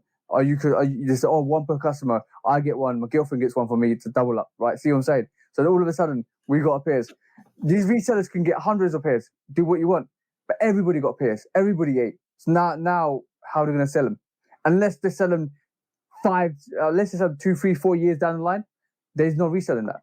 That's what's going to happen. Now the game would definitely, as far as the resale game is concerned, would definitely be affected in a negative way, which is fine with me. But it'll still exist. It's like it's always existed, it always will exist. It will evolve. It will evolve. The way it will evolve is if Nike did pre-orders, and then you can order the sneaker you want because that would dictate the demand. Not only will it reduce the cost of manufacturing because they know exactly the amount of pairs that they want to put in and make and sell, then there was no excess pairs that anybody else wants because they don't. Think of it this way: if everybody wanted a Chicago 1, and they had 1 million orders for a Chicago 1, done deal, done. Here you go. But then they then they released a GR. So just say like this: they released the Jordan 13 Royals, right? And they only got 100,000, 200,000 orders. All of a sudden, you just manufacture those and send them out. But what happens is you save manufacturing time, you save materials, you save a lot of shipping, and you also save on giving it to other people, other foot sites that just sit there, and then you direct to customer automatically. And second to that, your revenue streamline to demand of that sneaker. There will always be demand, but you save on the wastage as well. There's massive savings on wastage. That's all wishful thinking, and some of it I will agree with. Some of it I have to disagree with because I can foresee lots of logistical issues going on, that kind of stuff, with people ordering just direct through mail. There's going to be a lot of shipping issues going on. There's going to be a lot of theft going on. We're talking about loss prevention. Shit, that there's going to be a lot of theft going on. Of course, there's going to be always ironing bits. There's always going to be ironing bits. Think about the people. Now, so because we're talking about pre-ordering before manufacturing, right? Yeah. So manufacturing, let's just say 5 months. A lot of people don't know where they're going to be in 5 months. You might be living with somebody that you won't be living with anymore, but that's the address you use, and you can't change the address. So now this person that you can get confirmation. You can get confirmation of address. You can get confirmation. You can pre-order to the address you've got, and then you can get a confirmation 2 weeks out. The confirmation that this is your address, like literally just say yes, I still live here. Yes, I still want it's not you have to take them. Yes, this is my address, or validate a new address that you want to send them to. Simple. That's done. So now we talking about more work being done, more infrastructure. Admin. It's admin, bro. But still, it's exactly like taking. All you need to do is update your sneakers account, because that's the address they'll ship it to. Bro, I've seen people. I think I told you about the Cool Gray situation where I walk in Hibbett, and of course there's a line out the door because there's Cool Grays, right? Yeah. Guy hits on the app, and it was a bullshit situation, but his address on the app and the address on his ID were different. They didn't give him his shoe. So like shit is gonna happen, bro. It's Murphy's Law. Yeah. With the sneaker culture, like what can go wrong will go wrong. Popular shoes are gonna always make their way out the back door. Popular shoes, hype shoes are gonna always sell out. The prices are gonna be what they are. There's no set price on none of this stuff as far as resale is concerned. Who drives the market? Whether it's the StockX's and GOATs and Flight Clubs of the world, or maybe it's the local reseller, maybe it's the online bot reseller, maybe it's influencers or gatekeepers or whatever. All these people, they're going to find ways to fuck it up for us. They will. They will. But basically, that's stuff you can iron out, bro. That's stuff you can kind of do and iron out, and along the way you can keep adapting. But it's not like it's not out the realms of unfathomability. Sneakers ain't perfect. I know. The Flex app ain't perfect. The Hibbett City Gear app ain't perfect. DTLR, it's a lot, bro. It's a lot. That would be a huge undertaking. It would be nice if everything worked out. We hoping for something like that in the future, but as of right now, I'm just not too optimistic about it happening, to be honest with you. Yeah, it's an interesting concept, because it could, if they could pre-order that direct to client, that's a massive thing. That is a massive thing, if I'm really honest. Yeah, it would be nice, but again, like what I said earlier, I would have low expectations, because I would not want to be so hurt when the bullshit takes place. You know what I'm saying? At this moment in time, we don't know what the bullshit is, but it's like with reselling, it's always going to evolve. It's always going to evolve. Now, what the worst thing they could do, like what you could do if you take over, would be like, okay, cool, I'm going to do pre-orders and stuff like that. But then that's what you're going to do if you take over. Okay, if I take over, and then the worst thing I could do is limit the time and not give everybody a chance, because the whole emphasis is to give people the time to get their order in and everything. Like Nike ID, I said you gotta give like a 20-minute slot, 50-minute or half an hour slot to design your sneaker and to check out, right? Otherwise you lose your slot. The same thing. You can't. We're so infused in driving the hype of a asset or a sneaker that it's all of a sudden you're like, okay, cool. I'm more worried about how limited the sneaker is, than to just pre-order it. Like, okay, cool. I understand hype sells, so you're going to stay tuned to that. But one of these days, there will be no thing as hype. There will be no such thing as hype because there will still be a thing of hype, but it will be no longer shone upon the Jordan brand or the Nike brand. It will happen. Trends happen, bro. Like all the trends in the 80s are coming back. Right, trends always happen. There was a point in time when we didn't have this hype. We didn't have any. We had all of the Jordans sitting. The trends always happen, bro. Next 5 years, we will see a swift change in trends. Yeah, thinking about the past thing. Yeah, things change. Things will change.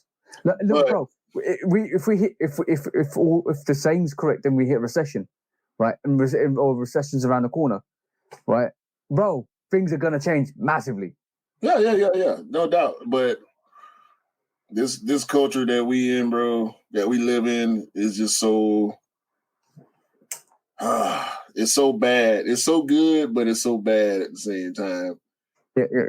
Like you half the time you don't even have enough time or energy to even look at the stuff in the middle because it's either very good or very bad. And when I look at the very bad end of the spectrum, people are gonna find ways to get around certain practices and I done seen so much crazy shit, bro. When it comes to this sneaker culture, man, I don't feel like that pre-order system, because I've heard different people talk about pre-order systems before, and it sounds good, but it in the back of my mind, there's always, we know people are actively creating ways to get around whatever the current system is. Yeah. It's gonna continue to happen, man. Wishful thinking is great, though. It's always good to kind of come up with new aspects and ideas to challenge the norm, and then that's what we do on here on the Shooter Podcast. I like playing devil's advocate sometimes, though. Yeah, it's good. It's good fun, isn't it? But on the devil's advocate, let me put this. If I had the volume up, that would have been better. It's the last thing for the day before we call the Shooter Podcast, and this is lose, choose, or dump. Okay, cool. What are you choosing? What are you losing? And what are you dumping, bro? OG Hype GR.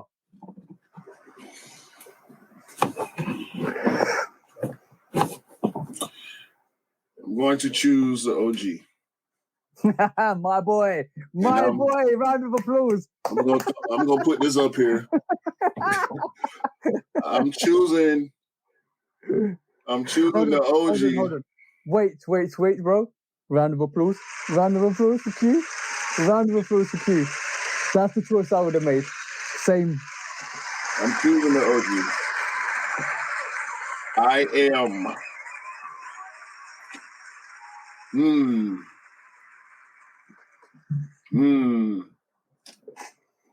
I'm losing. Fuck it. I'm dumping GRs.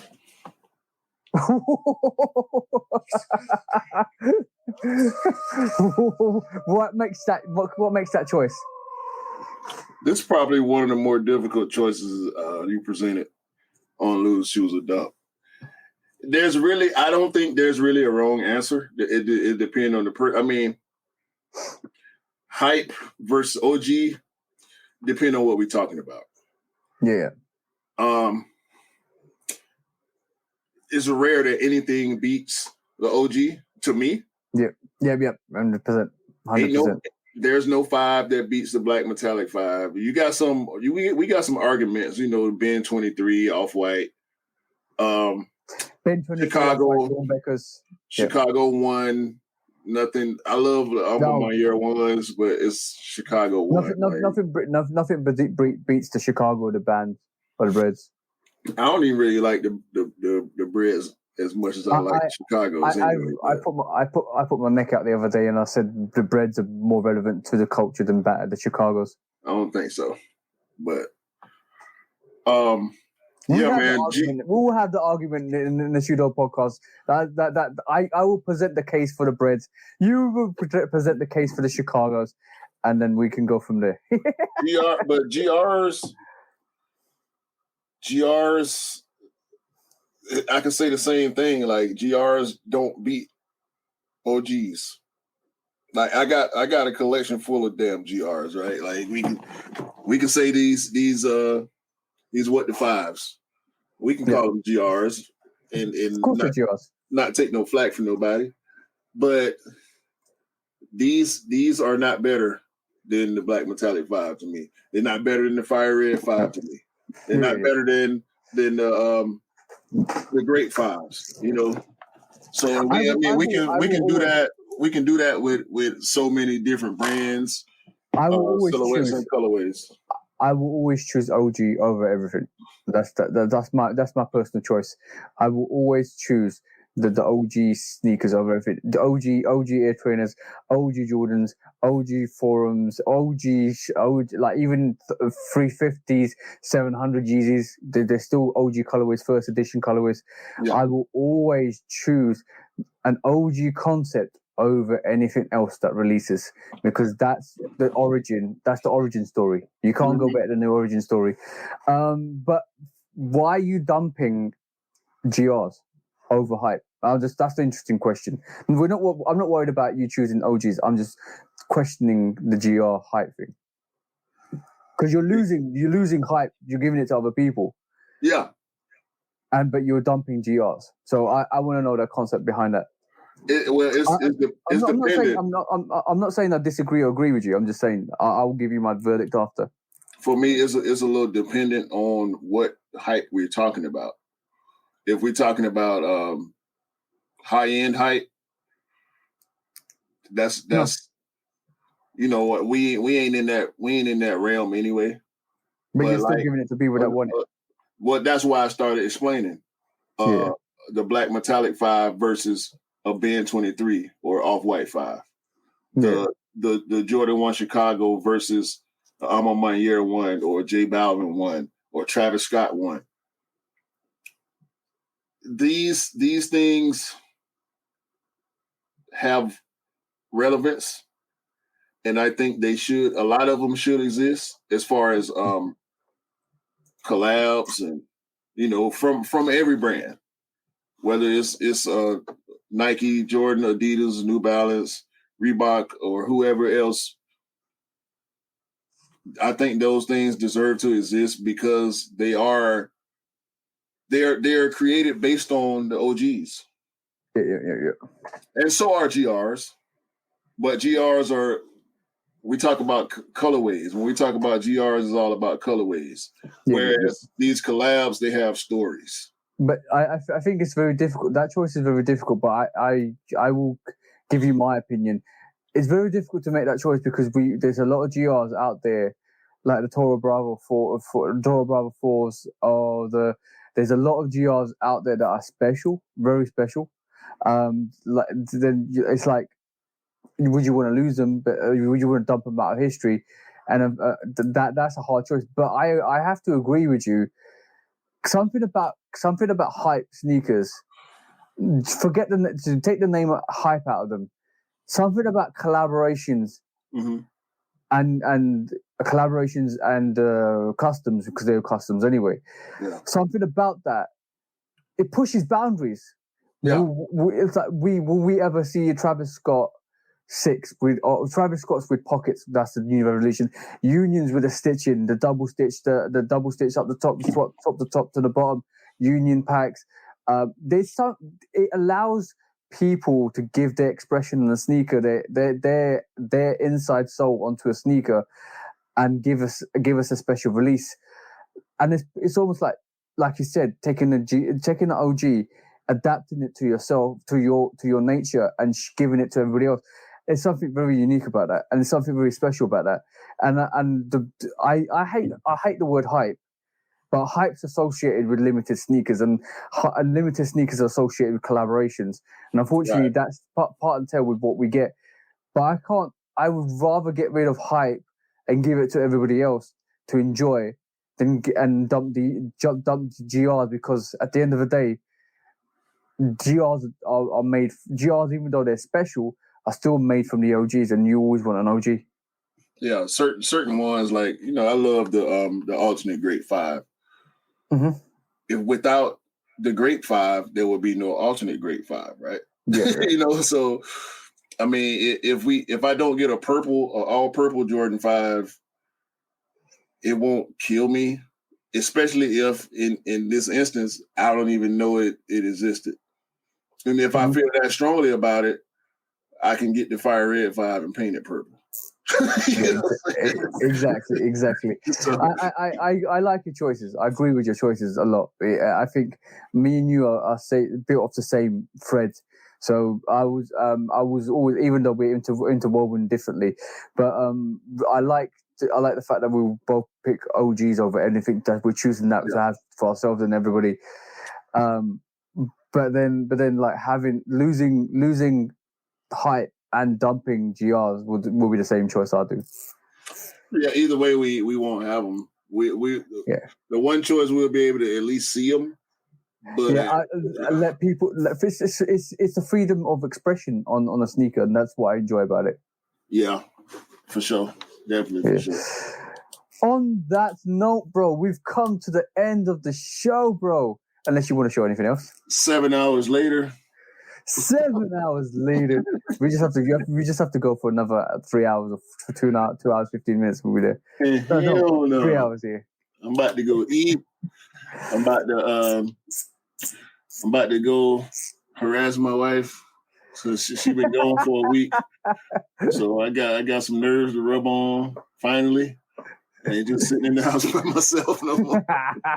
And on that note, do you want to wind us down? Yeah, man. Episode 19. We'll be back next week with a guest. Hopefully everything works out. For TJ, for myself, we hope everybody's having a great day, a great week, a great month, and a great year. And hopefully everybody can go out there and listen to all the future that they want to hear, because everybody needs to listen to Future. Future is great, okay? The future is bright. The future is orange. Yeah. Oh yeah. So go listen to that Future album, bro. I Never Liked You by Future. I love that title too. I Never Liked You. And on that note, peace out, guys. Peace.